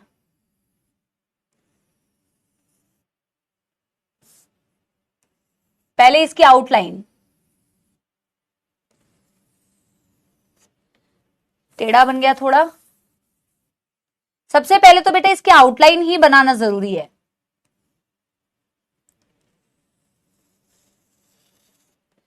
आउटलाइन से तो पूरा खेल है, इसीलिए आउटलाइन सबसे अच्छी तरीके से बनाओ बेटा, ठीक है। इसके बाद तो बेटा यहीं से कंटिन्यू हो जाएगा। ये मैंने हार्ट बनाया, और इससे मैं आपको बेटा सबसे पहले ना इसके चेंबर्स दिखाना चाह रही हूं। इससे मैं सबसे पहले आपको इसके चेंबर्स दिखाना चाह रही हूं। आपके पास है 2 एट्रिया, लेफ्ट एंड राइट। आपके पास है बेटा 2 ventricle, left and right. Slightly tilted towards left, इसीलिए मैंने थोड़ा सा लेफ्ट की तरफ टिल्ट किया हुआ ही हार्ट बनाया है। इसीलिए मैंने थोड़ा लेफ्ट की तरफ टिल्ट किया हुआ ही हार्ट बनाया है। आप अगर बेटा ये देखोगे, जो मैं अभी कलर कर रही हूं, पेंटिंग कर रही हूं, ये मैं इसीलिए कर रही हूं क्योंकि लेफ्ट वाली, ये लेफ्ट वेंट्रिकल है, इसकी वॉल ज्यादा मोटी होती है। राइट वाले की वॉल उतनी मोटी नहीं होती जितनी लेफ्ट वाले की होती है। इसका कारण होता है, ये मैं आपको आगे बताऊंगी, ठीक है। ये आपकी लेफ्ट वेंट्रिकल है, इसीलिए मैंने इसकी वॉल को ज्यादा मोटा बनाया, क्योंकि इसकी वॉल ज्यादा मोटी होती है। ये आपकी राइट एट्रियम या आपकी बेटा लेफ्ट एट्रियम, ये आपका राइट वेंट्रिकल या आपका लेफ्ट वेंट्रिकल। मैं आपको ये बता दूं, अभी मैं यहां डायग्राम में बेटा देखो, अगली ये वाली जो चीज मैं बना रही हूं ना, ये बनाना मत। ये ऐसे डिवाइडेड तो है, ये पिंक वाला बेटा बनाना मत, अभी सिर्फ व्हाइट वाला बनाना जो मैंने आउटलाइन बनाया है। आपकी दोनों एट्रिया सेपरेटेड होती हैं, इन दोनों के बीच में बेटा एक मस्कुलर वॉल है। आपकी दोनों वेंट्रिकल सेपरेटेड होती है, इनके बीच में एक मस्कुलर वॉल है। और आपकी एट्रिया और वेंट्रिकल भी सेपरेटेड होती है, इनके बीच में भी वॉल होती है। मैं यहां पे नहीं दिखा रही, मैं आगे आपको दिखाऊंगी। सारे चेंबर एक दूसरे से कुछ कुछ के थ्रू कनेक्टेड जरूर हो सकते हैं, सारे चेंबर्स तो नहीं होते, बट बेटा आप ये याद रखिए ब्लड की कोई अदला बदली या मिक्सिंग नहीं होती। दोनों एट्रिया भी सेपरेटेड है, दोनों वेंट्रिकल्स भी सेपरेटेड है, एट्रिया और वेंट्रिकल भी बेटा सेपरेटेड होती हैं, बट यस इन दोनों के बीच में भी कनेक्शन है, इन दोनों के बीच में भी कनेक्शन है। कैसे कनेक्शन होता है ये बाद की बात है, ये मैं बाद में बताऊंगी। पहले आप मुझे बताइए यहां तक कोई दुख दर्द समस्या, यहां तक किसी को कोई दुख दर्द समस्या, उन दीवारों को क्या बोला जाता है ये भी मैं आपको बताऊंगी, हाँ या ना। अब आप मुझे एक छोटी सी चीज बताइए बेटा, right atrium left atrium labelling तो बाद में करेंगे। आपकी जो ये राइट एट्रियम राइट वाली साइड है ये हमेशा डीऑक्सीजनेटेड ब्लड वाली होगी, राइट, और आपकी जो लेफ्ट साइड है बेटा वो हमेशा ऑक्सीजनेटेड ब्लड वाली साइड होगी, हाँ या ना। कहते हैं, क्या कहते हैं मेरे बच्चे, हाँ या ना। राइट साइड में डीऑक्सीजनेटेड ब्लड और लेफ्ट साइड में ऑक्सीजनेटेड ब्लड। अब हमें बेटा ब्लड वेजल्स को कुछ कुछ बनाकर, एसी थोड़ा बढ़ा दो, बहुत ठंड लग रहा है, यस। सबसे पहले मैं आपको बताऊंगी वो ब्लड वेजल जो आपके इस बेटा राइट एट्रियम में डीऑक्सीजनेटेड ब्लड को लेके आता है। तो मैं ये ब्लड वेजल बनाने जा रही हूं और मैं बेटा ये कलर इसीलिए यूज कर रही हूं क्योंकि ये डीऑक्सीजनेटेड ब्लड कैरी कर रहा है, इसीलिए मैं इसको इस कलर से बना रही हूं। ये वाला जो ब्लड वेजल है, ये ब्लड वेजल क्या करता है ना बेटा, ये ब्लड वेजल आपके राइट एट्रियम में डीऑक्सीजनेटेड ब्लड को लेके आ रहा है। सिर्फ यही वाला ब्लड वेजल नहीं लेके आ रहा, बल्कि मैम यहां पे एक और ब्लड वेजल होता है जो कि ये सेम चीज कर रहा होता है। इस ब्लड वेजल को बोलते हैं मैम वीना केवास। ये दोनों ब्लड वेजल जो आपको दिख रही है बेटा, नीचे की तरफ से जो बॉडी पार्ट से ब्लड को लेके आ रहा है डीऑक्सीजनेटेड, ये कहलाती है इंफीरियर वीना केवा, और जो अपर बॉडी पार्ट से डीऑक्सीजनेटेड ब्लड को बेटा लेके आती है राइट एट्रियम में, वो कहलाती है सुपीरियर वीना केवा। सुपीरियर क्योंकि अपर बॉडी पार्ट से लेके आ रही है डीऑक्सीजनेटेड ब्लड को राइट एट्रियम में, एंड इंफीरियर वीना केवा क्योंकि वो लोअर बॉडी पार्ट से डीऑक्सीजनेटेड ब्लड को लेके आ रही है आपके राइट एट्रियम में। इसको लेबल करूं सबसे पहले, ये है बेटा आपकी सुपीरियर वीना केवा। इनके फंक्शंस अभी नहीं लिखने हैं, अभी सिर्फ इनके नाम लिखने हैं, सुपीरियर वीना केवा। और ये क्या है प्यारे बच्चों, ये है आपकी इंफीरियर वीना केवा, ये है आपकी इंफीरियर वीना केवा। क्या है ये, इंफीरियर वीना केवा। कोई दुखदर्द समस्या तो नहीं, कोई दुखदर्द समस्या तो नहीं। अब बेटा जी ये सारा डीऑक्सीजनेटेड ब्लड कहां आ रहा है, तुम्हारे राइट एट्रियम में, ठीक है मैम। अब आगे का पार्ट बताने के लिए मुझे तुम्हें ये दीवार बना के बतानी पड़ेगी। ये दीवार है बेटा जो दोनों वेंट्रिकल के बीच में मैंने बनाया है। इस दीवार का क्योंकि बेटा अभी मुझे मतलब I have to use this दीवार, तो that's why I am making this दीवार, ओके। और यहां पे भी मैं एक दीवार बना के बता देती हूं, ठीक है। ये वाली जो दीवार मैंने बनाई है ना बेटा, ये कहलाती है इंटरवेंट्रिकुलर सेप्टम। अभी मैं लेबल नहीं कर रही हूं, मैं इसे बाद में लेबल करूंगी। सेप्टम का मतलब होता है दीवार। जैसे हमारी नाक में बेटा, नाक के बीच में सेंटर पे देखो एक दीवार है जो दोनों आपके इस पैसेज को डिवाइड कर रही है, नेजल पैसेज को, इसे बोलते हैं नेजल सेप्टम। सेप्टम बेसिकली एक दीवार है। ये भी सेप्टम है, ये भी सेप्टम है। ये दो एट्रिया के बीच की सेप्टम है, ये दो वेंट्रिकल के बीच की सेप्टम है, ये दो वेंट्रिकल के बीच की सेप्टम है, इसीलिए इसे बोलते हैं इंटरवेंट्रिकुलर सेप्टम। इंटर मतलब बिटवीन, वेंट्रिकुलर मतलब वेंट्रिकल्स के बीच की सेप्टम, वेंट्रिकल के बीच की दीवार। बोलो हाँ या ना। ये अंबुजा सीमेंट की नहीं बनी है, ये मस्कुलर होती है बेटा, हाँ या ना मेरे प्यारे सपोलो। अब बेटा देखना, आपको ऑलरेडी सारी चीजें पता है। मैं चाहती हूं कि आप हाँ सेप्टम बनाइए बेटा, बिल्कुल बनाइए। जब नहीं बनाना होगा ना तो मैं पहले ही बोल दूंगी बेटा ये मैं बना रही हूं पर बनाना मत, वो मैं पहले डिस्क्लेमर दे देती हूं, आप बनाइए, ठीक है बेटा। आपको ऑलरेडी सारी चीजें पता है, आपके पास वो शक्तियां हैं, मैं तुम्हें वो शक्तियों को रियलाइज करवा रही हूं। मैं कहती हूं ना बीच बीच में आप लोगों को। आप मुझे बताइए बेटा, ये सारा डीऑक्सीजनेटेड ब्लड सुपीरियर से इंफीरियर से राइट एट्रियम में आया, राइट एट्रियम से राइट वेंट्रिकल जाएगा, राइट वेंट्रिकल से वो कौन सी ब्लड वेजल होती है जो इस डीऑक्सीजनेटेड ब्लड को कहां लेके जाती है, आप मुझे बताइए, जल्दी बताइए कहां लेके जाती है और कौन लेके जाती है, जल्दी बताइए। आप मुझे बताइए, ये सारा डीऑक्सीजनेटेड ब्लड राइट एट्रियम से राइट वेंट्रिकल आता है, राइट वेंट्रिकल से कौन सी ब्लड वेसल निकलनी चाहिए जो इस डीऑक्सीजनेटेड ब्लड को कहीं लेके जाएगी? कहां लेके जाएगी? ब्लड वेसल का नाम है पल्मोनरी आर्टरी। बहुत शानदार। अगर आप ये आंसर दे पा रहे हैं, इसका मतलब ये है कि आपने ब्रीदिंग वाला चैप्टर अच्छे से पढ़ा था, क्योंकि मैंने ब्रीदिंग में ये चीज बहुत ज्यादा अच्छे से पढ़ाई है। तुम कह नहीं सकते कि मैंने तुम्हें ये पढ़ाया नहीं। पल्मोनरी आर्टरी, और पल्मोनरी आर्टरी इसे कहां लेके जाती है? लंग्स में लेके जाती है। नाम ही है पल्मोनरी आर्टरी, मतलब अवे फ्रॉम हार्ट। तो मैं यहां पे बेटा क्या बनाऊंगी? यहां पे बनाऊंगी एक ब्लड वेसल। ये मैंने बना दी यहां पे एक ब्लड वेसल, ठीक है। इसीलिए ना मैं ये वाला सेप्टम बनाती नहीं हूं, क्योंकि मुझे इसको हटाना ही पड़ता है। आप बेटा पेंसिल से बनाए हो तो आप चिंता मत करो कि मैम हमें मिटाना पड़ेगा, कि अरे भाई मैं डायग्राम को थोड़ा सुंदर बनाने के लिए मैं मिटा रही हूं। तुमने बना लिया तो तुम उसके ऊपर से भी बना सकते हो, रोना मत। ये बनाई मैंने बेटा क्या?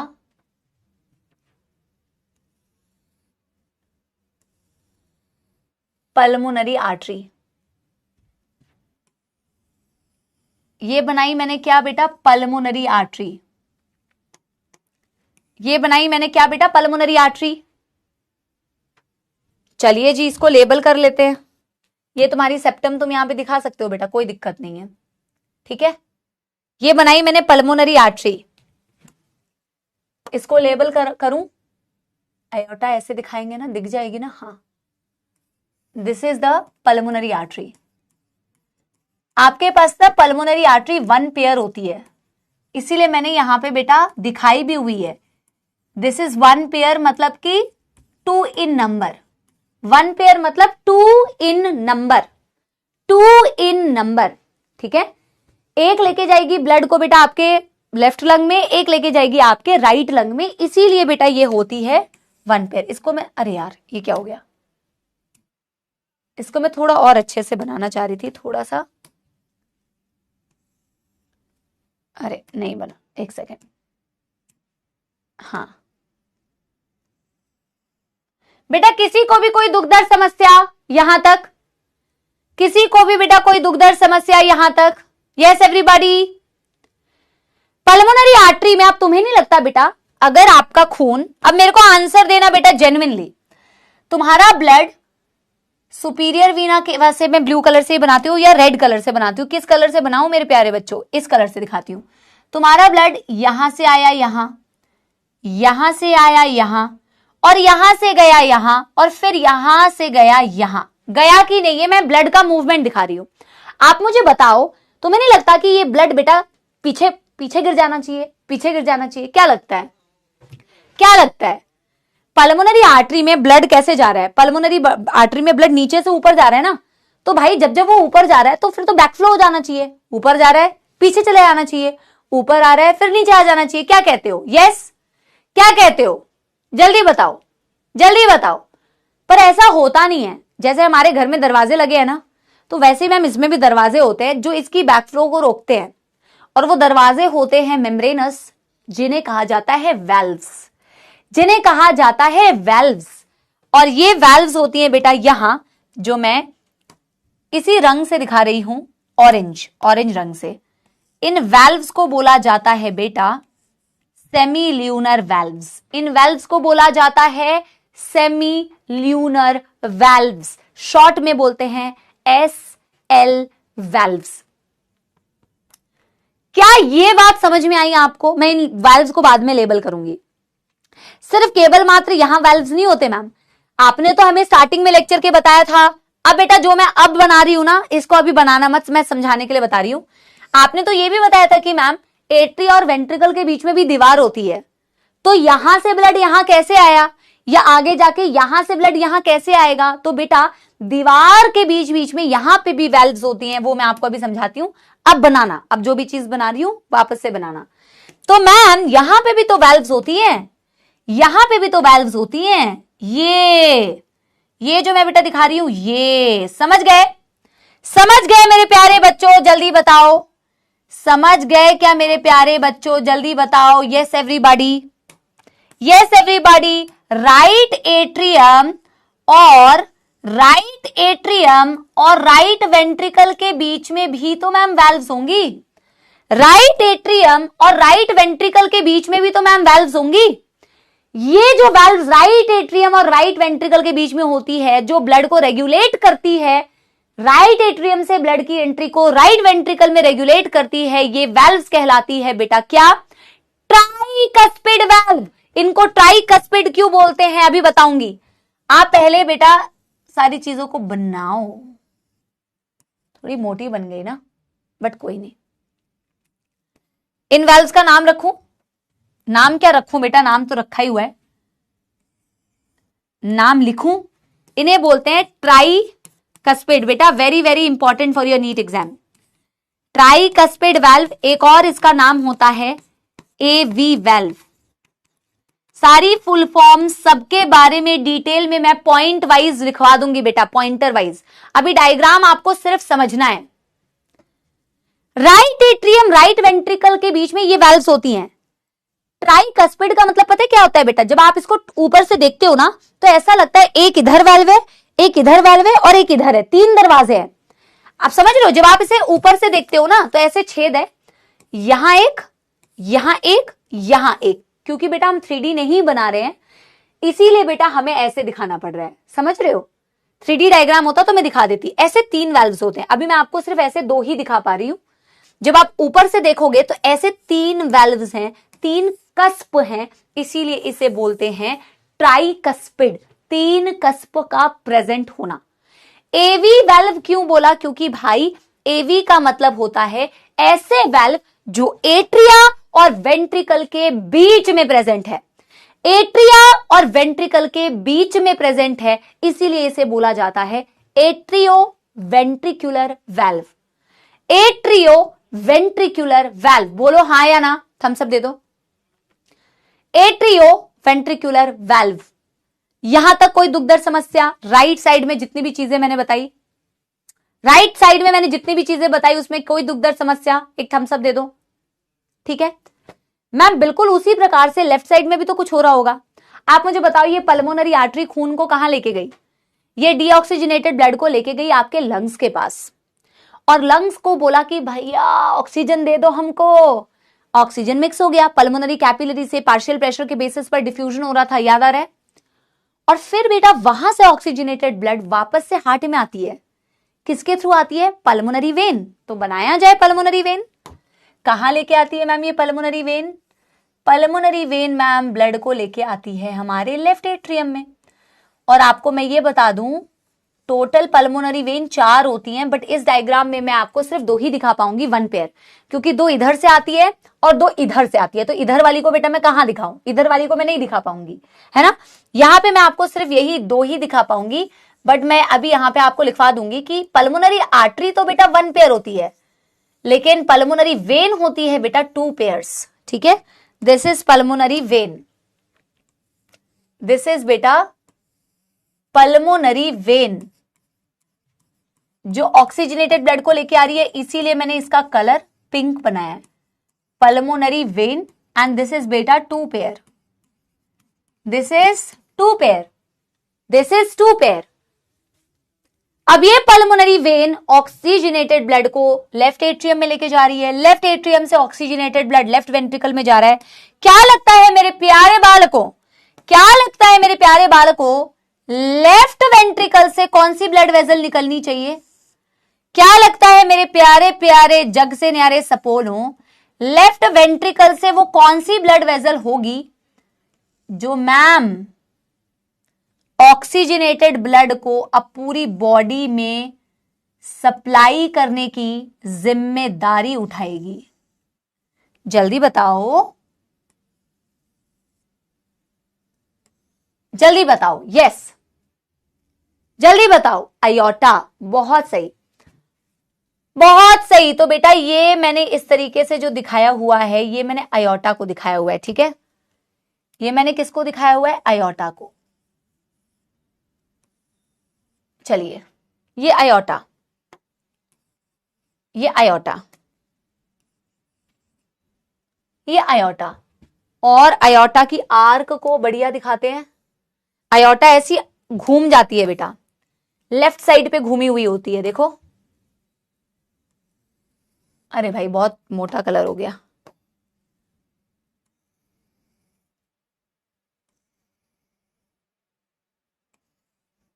और आयोटा की फिर बहुत सारी ब्रांचेस हैं। आयोटा की ब्रांचेस क्या होती हैं? आर्टरीज। समझे कि नहीं? समझे कि नहीं? Yes everybody. और मैम जिस प्रकार से आपने कहा कि पल्मोनरी आर्टरी में खून जब ऊपर जा रहा है तो इसकी बैकवर्ड मूवमेंट नहीं हो रही है, तो मैम यहां पे भी तो खून ऊपर जाएगा, यहां पे भी तो बैकवर्ड मूवमेंट नहीं होनी चाहिए, तो यहां पे भी तो वैल्व्स होने चाहिए। बिल्कुल होते हैं बेटा, बिल्कुल होते हैं बेटा।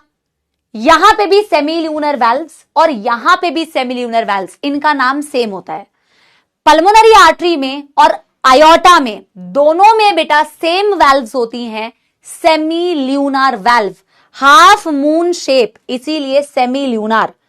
बस दोनों का नाम कंफ्यूज ना होए, इसीलिए आप एक को बोल देते हैं पल्मोनरी सेमील्यूनर वैल्व और एक को बोल देते हैं आयोर्टिक सेमील्यूनर वैल्व।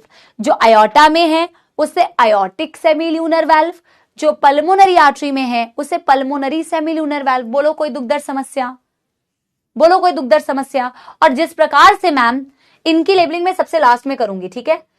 जिस प्रकार से बेटा एट्रिया, राइट एट्रिया और राइट वेंट्रिकल के बीच में ट्राइकस्पिड वैल्व थी, वैसे ही मैम लेफ्ट एट्रिया और लेफ्ट वेंट्रिकल के बीच में भी वैल्व होती है, यहां पे भी वैल्व्स होती है मैम। इन्हें बोला जाता है बाइकस्पिड वैल्व। इन्हें क्या बोला जाता है बेटा?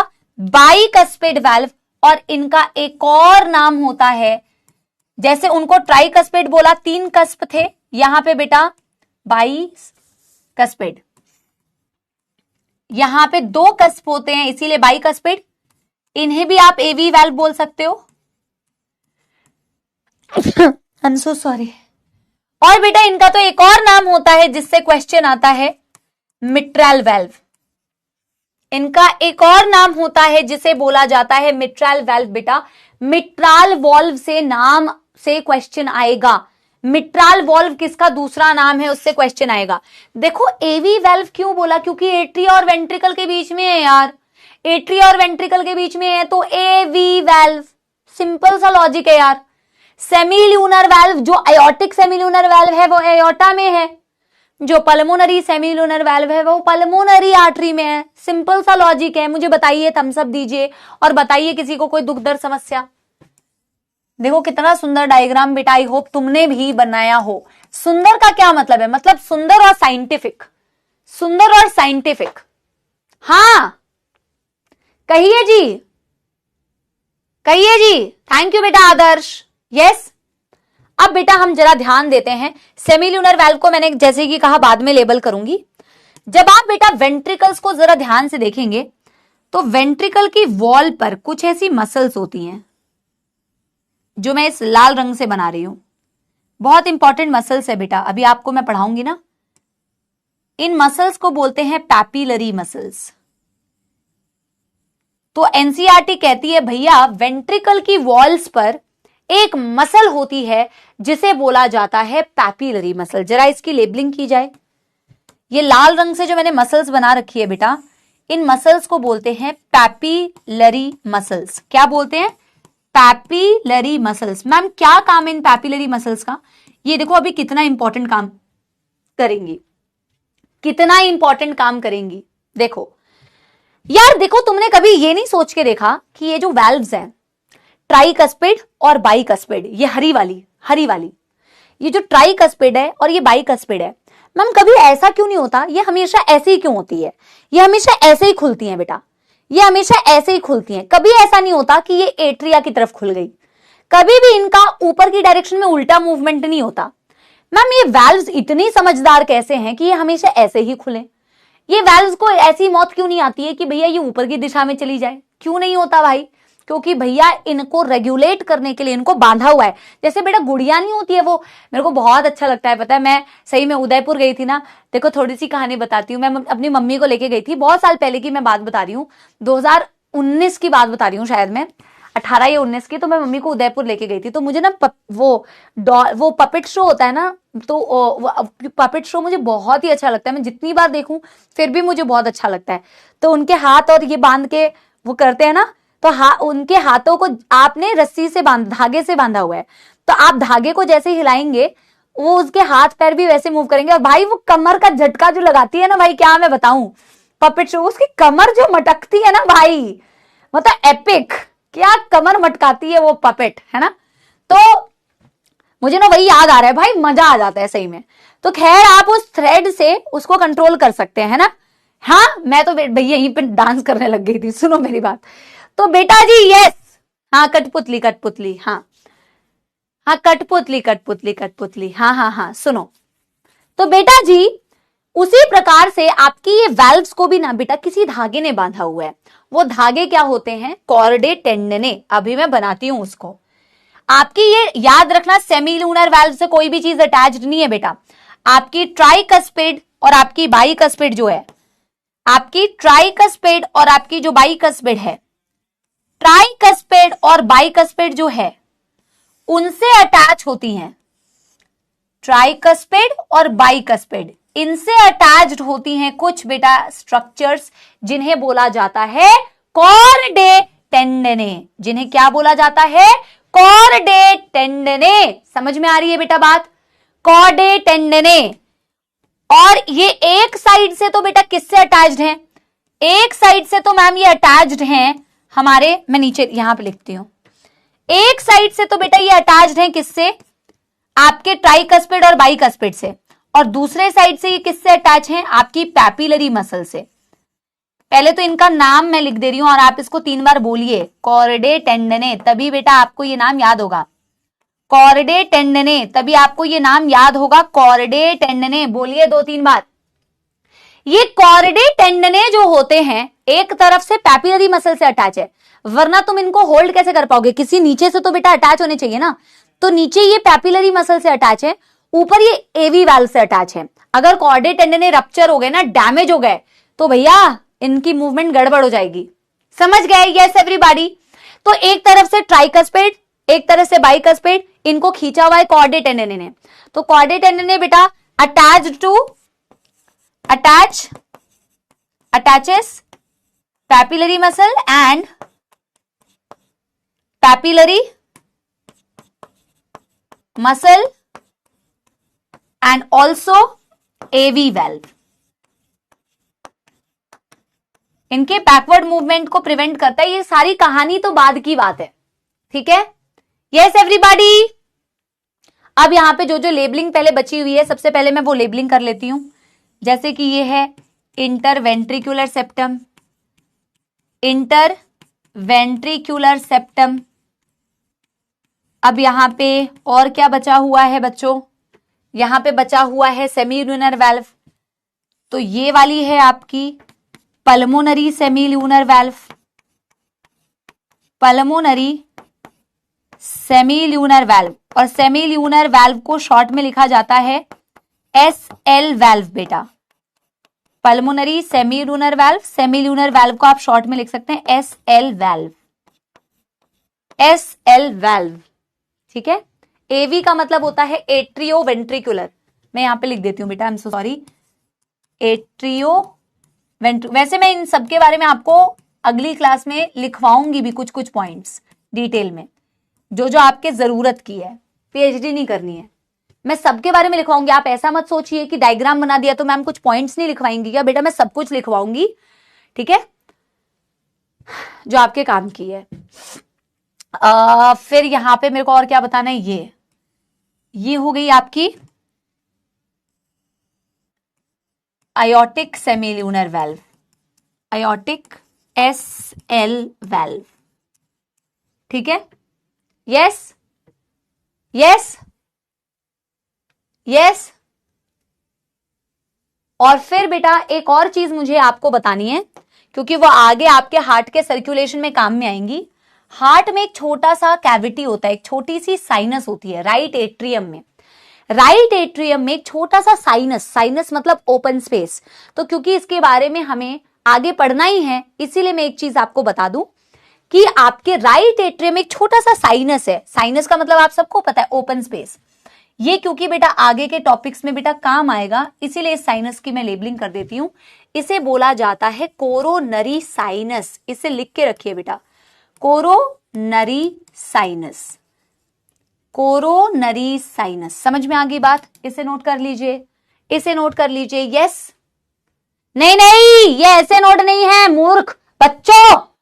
ऐसे नोट पढ़ाया, ज्यादा तेज बन रहे हो, ज्यादा तेज बन रहे हो। पढ़ाया मैंने ऐसे नोट, खड़े हो जाओ, खड़े हो जाओ। जितने भी बच्चे तेज बन रहे हैं, ऐसे नोट पढ़ाया मैंने, ऐसे नोट, ऐसे note, AV note, bundle of पढ़ाऊंगी आगे। वो अलग पढ़ाया जाता है, वो इसके साथ खिचड़ी नहीं पकाई जाती। चलो, जितने भी बच्चे ज्यादा तेज बने बेटा, लगाओ अपने ऊपर एक जोर का बीट करो, ठीक है? ये कोरोनरी साइनस है भैया, इसके बारे में बाद में बताऊंगी। अब मैं बेटा आपको, इससे पहले कि मैं इसके बारे में कुछ पॉइंट्स लिखवाऊं, मैं आज नहीं लिखवाऊंगी क्योंकि लास्ट 15 मिनट्स हमें एनसीईआरटी कैटलिस्ट करनी है। मैं एक छोटी सी चीज, वो जो दीवारों के बारे में है ना, इन दोनों के बीच की दीवार, इन दोनों के बीच की दीवार और इन दोनों के बीच की दीवार, मेरे को सिर्फ उसके बारे में बेटा थोड़ा सा बताने दो। अगली क्लास में हम बेटा इसके आगे कंटिन्यू करेंगे, ठीक है? और अच्छी बात है, आज मैंने आपको पूरा हार्ट का ओवरव्यू दे दिया। अगली बार इससे रिलेटेड कुछ कुछ पॉइंट्स बनाएंगे, कुछ पॉइंट्स लिखेंगे, इसको रिवाइज भी कर लेंगे, एनसीईआरटी से भी पढ़ लेंगे, और वो जो तुम ऐसे नोट बन के बोल के तेज बन रहे थे, उसको भी बेटा अगली क्लास में हमें पढ़ना है, ठीक है? जिसकी भी बेटा डायग्राम में खिचड़ी खिचड़ी कर रहा है ना, अपने डायग्राम में खा ले खिचड़ी, ठीक है? खिचड़ी बनाई है तो खिचड़ी खाएगा ही, गंदा बनाया तो डस्टबिन में डाल दे, क्या बोलूं और मैं। चलो, एक लास्ट बेटा चीज, इससे पहले कि हम एनसीईआरटी कैटलिस्ट करें, एक बॉक्स डायग्राम बनाते हैं, डब्बा डायग्राम, ठीक है? डब्बा डायग्राम। फिर हम पॉइंट्स टू रिमेंबर अगली क्लास में करेंगे। यह आपका राइट एट्रियम, यह आपका लेफ्ट एट्रियम, यह आपका राइट वेंट्रिकल, यह आपका लेफ्ट वेंट्रिकल। देखो, हर किसी के बीच में मैंने दीवार बना रखी है, हर किसी के बीच में मैंने दीवार बना रखी है, ठीक है? ये दीवार किस चीज की बनी है वो जानना बेहद जरूरी है, ठीक है? और उसका नाम क्या होता है? हाँ, बनाना है, बनाना है, नेक्स्ट पेज में ही बनाओ, अगले पेज में उस हार्ट के डायग्राम के बाद बनाओ। हार्ट से रिलेटेड जितने भी पॉइंट्स होंगे वो अगली क्लास में करेंगे। हम पढ़ने वाले हैं सेप्टम्स के बारे में। सेप्टम का मतलब होता है पार्टीशन या वॉल। पार्टीशन, पार्टीशन या वॉल। जैसे कि आपको यहां दिख रहा है, राइट एट्रियम और राइट वेंट्रिकल के बीच में, इसे कहते हैं बेटा, ये देखो, number 1 between atria, number 2 between ventricles. जो बिटवीन एट्रिया दिख रहा है उसे बोलते हैं inter atrial septum, inter atrial septum. जो बेटा आपको वेंट्रिकल्स के बीच में दिख रहा है उसे बोलेंगे inter ventricular septum, inter ventricular septum, ठीक है? और जो बेटा आपको एट्रिया और वेंट्रिकल के बीच में दिख रहा है, जो आपको एट्रिया और वेंट्रिकल के बीच में दिख रहा है, यानी कि ये और ये, इसे बोला जाता है between atria and ventricle, between atria and ventricle. इसीलिए इसका नाम होता है एट्रियो वेंट्रिकुलर सेप्टम। इनके नाम ऐसे क्यों रखे गए, पहले आप मुझे बताइए। इसको समझने में कोई समस्या कि इनके नाम ऐसे ही क्यों हैं? इंटरवेंट्रिकुलर क्यों बोला, या इंटर एट्रियल क्यों बोला, या एट्रियो वेंट्रिकुलर क्यों बोला? इसको समझने में कोई समस्या बेटा? क्या इसको समझने में कोई समस्या? ये तो बहुत आसान है ना बेटा। जो वेंट्रिकल के बीच में है वो इंटरवेंट्रिकुलर, जो एट्रिया के बीच में है वो इंटर एट्रियल, जो एट्रिया और वेंट्रिकल के बीच में है वो एट्रियो वेंट्रिकुलर। अब बेटा आपको एक सिंपल सी बात याद रखनी है, आपको एक सिंपल सी बात याद रखनी है, इसमें से कौन सी मस्कुलर होती है, कौन सी फाइब्रस होती है, कौन सी थिक होती है, कौन सी थिन होती है। और मैं तुम्हें बता रही हूं, तुम्हें इसमें हद कंफ्यूजन होगी और तुम इसे एनसीईआरटी से ध्यान से भी नहीं पढ़ोगे। और इसीलिए बेटा मैं इस तरीके से बता रही हूं आपको कि आपको कभी नहीं भूलेगा कौन सी थिन, कौन सी थिक, कौन सी मस्कुलर, कौन सी फाइब्रस। याद रखो बेटा, देखो आप ये पहले तो ये याद रखो, ये एक ही लेयर है, ऐसे याद रखो भाई। अगर ये मस्कुलर होगी तो नीचे वाली भी मस्कुलर होगी, क्योंकि ये लगातार ऊपर से लेके नीचे तक चली आ रही है ना, इसको बनाना नहीं है, मैं ऐसे तुम्हें शेड करके समझा रही हूं। अगर तुम जो दीवार तुम यहां से चालू करोगे वो दीवार तुम नीचे तक लेके जाओगे, यानी कि ये दीवार पूरी की पूरी मस्कुलर है, ये दीवार पूरी की पूरी मस्कुलर है, चाहे इंटर एट्रियल सेप्टम हो चाहे इंटर वेंट्रिकुलर सेप्टम हो। डिफरेंस सिर्फ इतना है कि ये पतली होगी ये मोटी होगी, सिंपल सी बात है।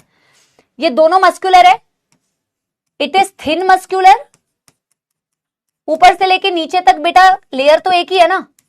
ये थिन मस्कुलर है, ये थिक मस्कुलर है, ये थिक मस्कुलर है, ठीक है। और आपकी जो एट्रिया और वेंट्रिकल के बीच में जो दीवार होती है वो भी थिक होती है, वो भी थिक होती है, ठीक है। बस वो मस्कुलर नहीं होती, बस वो मस्कुलर नहीं होती, वो फाइब्रस होती है, थिक फाइब्रस। तो लास्ट जो बचा हुआ है वो थिक फाइब्रस लेयर होगी। दैट्स ऑल, आज के लिए बस इतना ही। एनसीईआरटी कैटलिस्ट शुरू करेंगे। यस एवरीबॉडी, यस एवरीबॉडी, जल्दी से बताइए यस एवरीबॉडी, सही है। हर्ष बेटा, पल्मोनरी आर्टरी से डीऑक्सीनेटेड ब्लड कहां जाता है? Please attend the lecture of breathing and exchange of gases, जहां मैंने एक्सचेंज ऑफ गैसेस या ट्रांसपोर्ट ऑफ गैसेस पढ़ाया हुआ है। हालांकि इसको मैं आगे तुम्हें पढ़ाऊंगी भी, बट इस तरीके के एटीट्यूड से अगर आप पढ़ेंगे कि आपको पिछले चैप्टर का याद नहीं आ रहा है, बेटा ये गंदी बात है। पढ़ाई करनी है बेटा, मन से पढ़ाई करनी है, हर क्लास को पढ़ना है बेटा ईमानदारी से। आपका कोई भी क्लास छूटता है ना तो आप अगली क्लास में आके बाकी बच्चों को भी डिस्टर्ब करते हैं, ठीक है। मैं सही बता रही हूँ, जेन्युइनली बता रही हूँ, सारे बच्चों के लिए बेटा पढ़ के आया कीजिए, पढ़ के आया कीजिए बेटा। टीचर चाहे आपके लिए 100 गुना मेहनत करे, ठीक है। फाइब्रस मतलब जिनमें फाइबर्स होंगे बेटा, फाइब्रस लेयर, और मोटी है, ठीक है, ठीक है। Done done done done done done done done. Are you guys ready for? ये बेटा अगली क्लास में रिवीजन कराऊंगी, ये डायग्राम लेके आऊंगी, बट रिवीजन का फायदा उन्हीं बच्चों को होगा जो खुद से पढ़ के आते हैं। जो फिर से बेटा इसी चीज पे डिपेंडेंट है कि मैम बता देंगी, तो फिर बेटा ये गलत बात होगी। मैम तो बताएंगी ही, पर फायदा तुम्हारा कब होगा? जब तुम खुद पढ़ोगे। हम शुरू करते हैं बेहतरीन हमारे एनसीईआरटी कैटलिस्ट, जो आपके सिलेक्शन को स्पीड अप करेगा बेटा, क्योंकि ये हमने क्वेश्चंस बनाए हैं एनसीईआरटी की लाइन से as usual, statement based question and बेटा असर्शन एंड रीजन। पहला क्वेश्चन आप लोगों की कंप्यूटर स्क्रीन पर रहा। मैं 2-3 क्वेश्चंस के बेटा कराऊंगी पोल, और उसके बाद मैं पोल नहीं कराऊंगी। डायग्राम कंप्लीट है बेटा, डायग्राम से रिलेटेड जो इंपॉर्टेंट पॉइंट्स है जो मैंने आपको वर्बली बोले हैं वो हम अगले दिन करेंगे, लिखवाएंगे। मैं आपके लिए पोल कंडक्ट कराऊंगी बेटा, ठीक है। कुछ क्वेश्चंस के तो कराऊंगी, कुछ क्वेश्चंस के नहीं कराऊंगी, according to the time. Let us see बेटा आप लोग कैसा परफॉर्म करते हैं। I am giving you 45 second का टाइम, और शुरू करते हैं। कहां है पोल? शुरू, start. Let us start your poll. चलिए, डायग्राम नॉट डन तो बेटा पीडीएफ से बना लीजिएगा। पहला सवाल आप लोग की कंप्यूटर स्क्रीन पर रहा ये, given below are the two statements. Statement 1, an Rh negative person if exposed to Rh positive blood will form specific antibodies against Rh antigens. Statement 2, a special case of Rh compatibility has been observed between the Rh negative of blood of a pregnant mother with Rh positive blood of the fetus. जल्दी जल्दी जल्दी जल्दी कीजिए, जल्दी जल्दी जल्दी जल्दी कीजिए, ठीक है। इसी से आपकी बेटा पता चलेगा कि आप एनसीईआरटी को कितने प्यार से पढ़ते हैं, आप अपने क्वेश्चन को कितने प्यार से पढ़ते हैं। इसीलिए एनसीईआरटी कैटलिस्ट बच्चों को इतनी पसंद आती है। अभी आप देखो कि तुम्हें भी पसंद आएगी, क्योंकि तुम्हारे गलत होंगे अभी क्वेश्चंस, ठीक है। चलो चलो आंसर इसका क्या है? आंसर है इसका ए, और मैक्सिमम बच्चों का आंसर आया है सी। मुझे पता था कि सी ही आंसर दोगे, क्योंकि तुम्हारी आदत है क्वेश्चन को अच्छे से ना पढ़ने की, इसीलिए 71% बच्चों ने बेटा सी आंसर दिया है। लीडर बोर्ड बेटा आप खुद से देख सकते हैं, मैं, शांभवी, प्रिया, ज्योति, ठीक है। चलिए, इसका आंसर सी नहीं है, इसका आंसर है 1। Statement 1 is correct but statement 2 is incorrect. क्यों मैम? हाई तौबा, हमने तो पढ़ा ही नहीं था मैम। RH नेगेटिव पर्सन को अगर RH पॉजिटिव के बेटा कांटेक्ट में लेके आओगे, एंटीबॉडी तो बनेगी, करेक्ट बात है। A special case of RH compatibility नहीं बेटा, इनकंपैटिबिलिटी। ओ माय गॉड कर रहे हैं बच्चे। RH कंपैटिबिलिटी थोड़ी होती है, इनकंपैटिबिलिटी होती है ना नलायको। ये देखो NCERT, a special case of RH इनकंपैटिबिलिटी। अगर कंपैटिबल होते तो फिर बेटा प्रॉब्लम ही कहां था? इनकंपैटिबल, समझ गए? यस, इनकंपैटिबल। बहुत शानदार, पहला क्वेश्चन गलत करने के लिए बधाई हो। यहां पे गलत कीजिए बट आगे गलत मत कीजिए। देखो सारे बच्चों का आ रहा है, हो माय गॉड, हे भगवान, अरे अरे अरे मेरा दिल बाहर आ गया। कोई बात नहीं बेटा, ये क्वेश्चंस आपके बेनिफिट के लिए हैं। आप यहां पे जितनी ज्यादा गलतियां करेंगे उतना आपके बेटा एग्जाम में आपको सुकून मिलेगा, तो आप ज्यादा टेंशन ना लीजिए। अगला क्वेश्चन कीजिए, हम आपको देते हैं 45 सेकंड। लोड मत लो, बढ़िया से क्वेश्चन करो, ठीक है। अगला क्वेश्चन बेटा एनसीईआरटी कैटलिस्ट का नंबर 2 आप लोग की कंप्यूटर स्क्रीन पर रहा। ये given below are the 2 statement, a dark reddish brown scum formed at the site of cut और an injury over a period of time, ठीक है। इट इज अ क्लॉट, चलो दुख से बाहर आओ बेटा, चलो। इट इज अ क्लॉट और कोगुलम फॉर्म्ड मेनली ऑफ अ, खुद से पढ़ो और आंसर दो, चलो चलो जल्दी जल्दी जल्दी।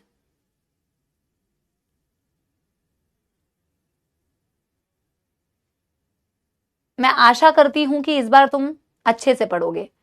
थोड़ी एनसीईआरटी को याद मैं बोलती हूं ना एनसीईआरटी एनसीईआरटी इसीलिए बोलती हूं क्योंकि मुझे पता है एनसीईआरटी के शब्दों को तुम खा जाते हो। देखते हैं तुम्हारे कितने प्रतिशत भारतीय सही आंसर देते हैं।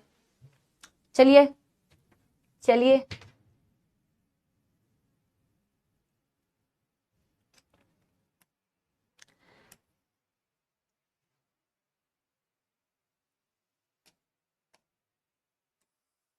फिर से वही हाल हुआ, फिर से बेटा सी 67, आंसर है ए, आंसर है ए। अब जरा देखा जाए, कुणाल, सत्यम, निकी, अब आंसर ए कैसे हो गया ma'am? Statement 1 is correct but statement 2 is incorrect. देखिए, dark reddish brown scum formed at the site of cut और an injury over a period of time. ये बात तो सही है, इंजरी होने के बाद वो काले रंग का बेटा ब्राउन कलर का बन जाता है ना, ये क्लॉट होता है। इट इज अ क्लॉट और कोगुलम, ये बात भी सही है। It is formed mainly of a network of threads called fibrins, बिल्कुल नेटवर्क ऑफ थ्रेड से बनता है। In which normal formed elements, normal formed elements कहां से ट्रैप हो जाएंगे बेटा? डेड फॉर्म्ड एलिमेंट्स ट्रैप होते हैं, डेड, जितने भी डेड फॉर्म्ड एलिमेंट्स होते हैं। कह रहे मैम ये तो इनजस्टिस है, इनजस्टिस कहां है बेटा? ये तो आपको मुझे धन्यवाद करना चाहिए कि मैम हम इससे एनसीईआरटी को और बेहतरीन तरीके से पढ़ेंगे। सिर्फ बेटा एक सीरीज नहीं बनाई जाती है, उस सीरीज में एफर्ट्स डाल के क्वेश्चन भी बनाए जाते हैं, तभी तो वो आपके काम के होंगे, है ना। तो कोई कोई tricky, NCERT catalyst is basically NCERT की लाइंस बट थोड़ी सी आपकी ना खंगाल दे दिमाग को, समझ में आ गया? यस। बाकी तो तपस्या सीरीज में हम ओवरऑल क्वेश्चन करते हैं जिसमें मिक्स क्वेश्चन रहते हैं, बट यहां पे बेटा कुछ क्वेश्चन ऐसे होंगे, ठीक है। हम क्या बोलते हैं? इट इज अ क्लॉट और coagulum formed mainly of network of threads called fibrin in which dead and damaged, normal वाले कभी ट्रैप ही नहीं होंगे, डेड और डैमेज वाले ट्रैप होंगे, ठीक है। चलिए, मैं तो अपने आप को +4 दे रही हूं। अगला क्वेश्चन फिर से ध्यान से पढ़िए बेटा, अगला क्वेश्चन बिल्कुल ध्यान से पढ़िए। आप लोग को all the best, all the best. चलिए, करिए क्वेश्चन, करिए question. Given below are the 2 statements, खुद से पढ़ना है बेटा, ठीक है। चलिए, लिम्फ हैज, पढ़िए पढ़िए आराम से, ठीक है। ये तो इजी क्वेश्चन है, इसमें तो अच्छे नंबर आना चाहिए। ये इजी क्वेश्चन है यार।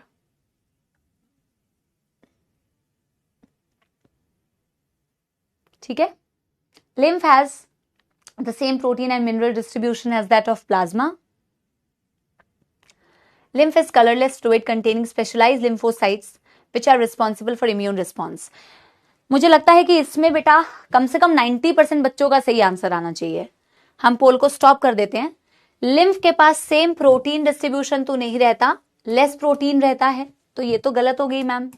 ठीक है, फॉल्स।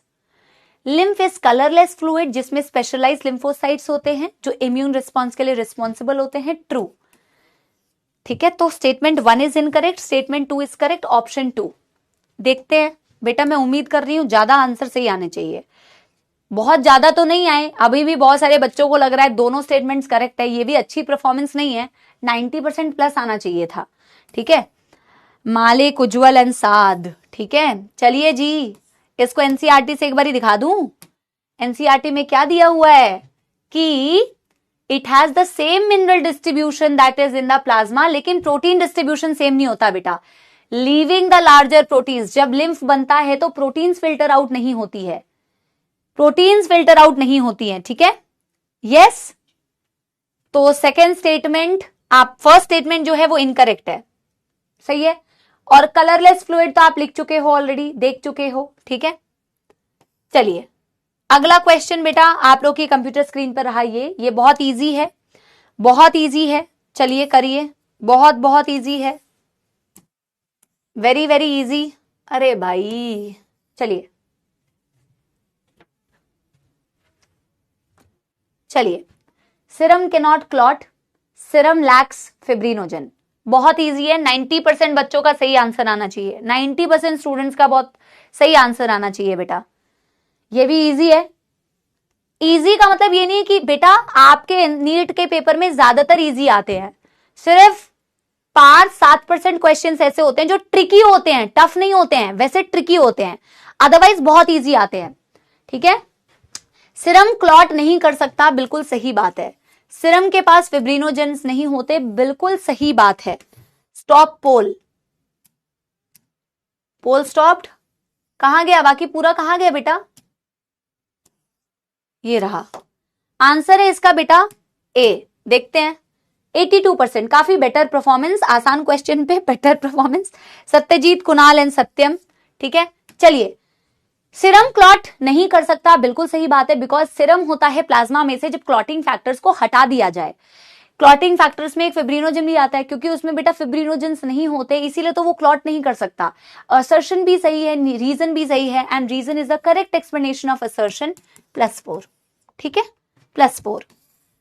यहां पे हम पढ़ते भी हैं, plasma without clotting factors they are called as बेटा सीरम। गलती से गलत क्या होता है। अगला क्वेश्चन आप लोग की कंप्यूटर स्क्रीन पर रहा, ये कीजिए बेटा इसको अटेम्प्ट, कीजिए बेटा इसको अटेम्प्ट। हार्ट ऑफ फिश, बहुत इजी है बेटा, बहुत इजी है, very very easy, very very easy. चलिए, वेरी वेरी वेरी इजी बेटा। Heart of fish contain only deoxygenated blood, oxygenated blood do not return back to the heart. Very easy question. मछली जल की रानी, जीवन जिसका पानी, उसके हार्ट को अभी मैंने आपको बताया भी था क्या बोलते हैं, अभी मैंने आपको समझाया भी था। अटेम्प्टेड, इसमें तो बेटा 2 सेकंड में आंसर आना चाहिए, 2 सेकंड में। स्टॉप पोल। मछली जल की रानी के हार्ट में सिर्फ डीऑक्सीजनेटेड ब्लड होता है, oxygenated blood do not return back to the heart, बिल्कुल सही। Heart of the fish contain only deoxygenated blood, oxygenated blood do not return back to the heart। इसीलिए तो बेटा reason is the correct explanation of assertion, reason is the correct explanation of assertion. अगर oxygenated blood बेटा return करता heart में, तो heart के पास भी ऑक्सीजनेटेड ब्लड आता, बट हार्ट के पास ऑक्सीजनेटेड ब्लड रिटर्न आता ही नहीं है। Both assertion and reason are correct, and reason is the correct explanation of assertion. फिर भी गंदी परफॉर्मेंस है भाई, तुम ये रीजन को गलत क्यों बोल रहे हो। ठीक है, लीडर बोर्ड सत्यम, सौमजीत एंड साध। चलिए, कुछ बच्चे कॉन्स्टेंटली लीडर बोर्ड पे बने रहते हैं, उनको बहुत बहुत कॉन्ग्रेचुलेशन बेटा। आई एम श्योर आप मेन एग्जाम में भी उतना ही अच्छा परफॉर्म करें। ठीक है, In fish, the heart pumps out deoxygenated blood, which is oxygenated by the gills and supplied to the body part, from where deoxygenated blood is returned to the heart. ठीक है, तो deoxygenated blood रिटर्न होता है heart में, oxygenated blood बेटा return नहीं होता. बिल्कुल सही बात है. ठीक है, 2 क्वेश्चंस और हैं, इनको फटाफट से कीजिए, फिर टाटा बाय बाय. 2 क्वेश्चंस और है बेटा, इन्हें फटाफट से कीजिए. ठीक है, चलिए.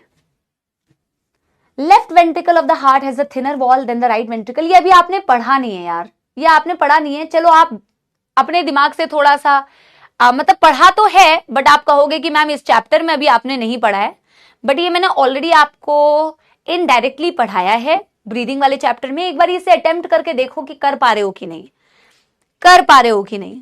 ठीक है, left ventricle of the heart has a thinner wall than the right ventricle. Left ventricle has to pump blood to the complete body part. अपने से खुद से कर पा रहे हो कि नहीं, एक बार ही देखते हैं. पहली बात तो बेटा लेफ्ट वेंट्रिकल की वॉल थिन नहीं होती है, थिक होती है.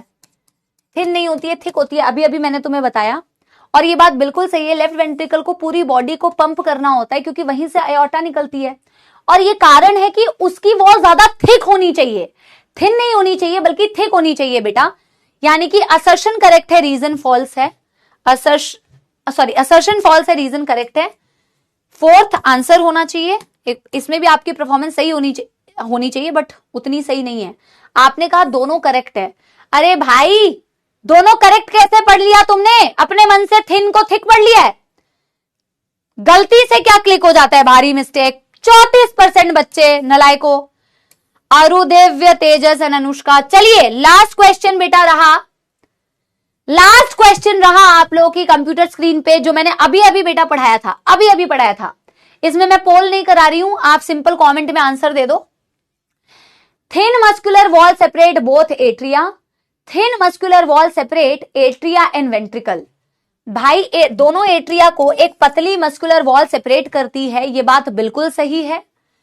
और एट्रिया और वेंट्रिकल के बीच में जो वॉल होती है वो थिक होती है, और वो मस्कुलर तो कतई नहीं होती, वो थिक होती है और वो फाइब्रस होती है. थिक होती है और फाइब्रस होती है. जो भी सी आंसर दे रहे हैं ना, पिटाई लगेगी. 1 इज करेक्ट बेटा, 1 is correct but 2 is incorrect.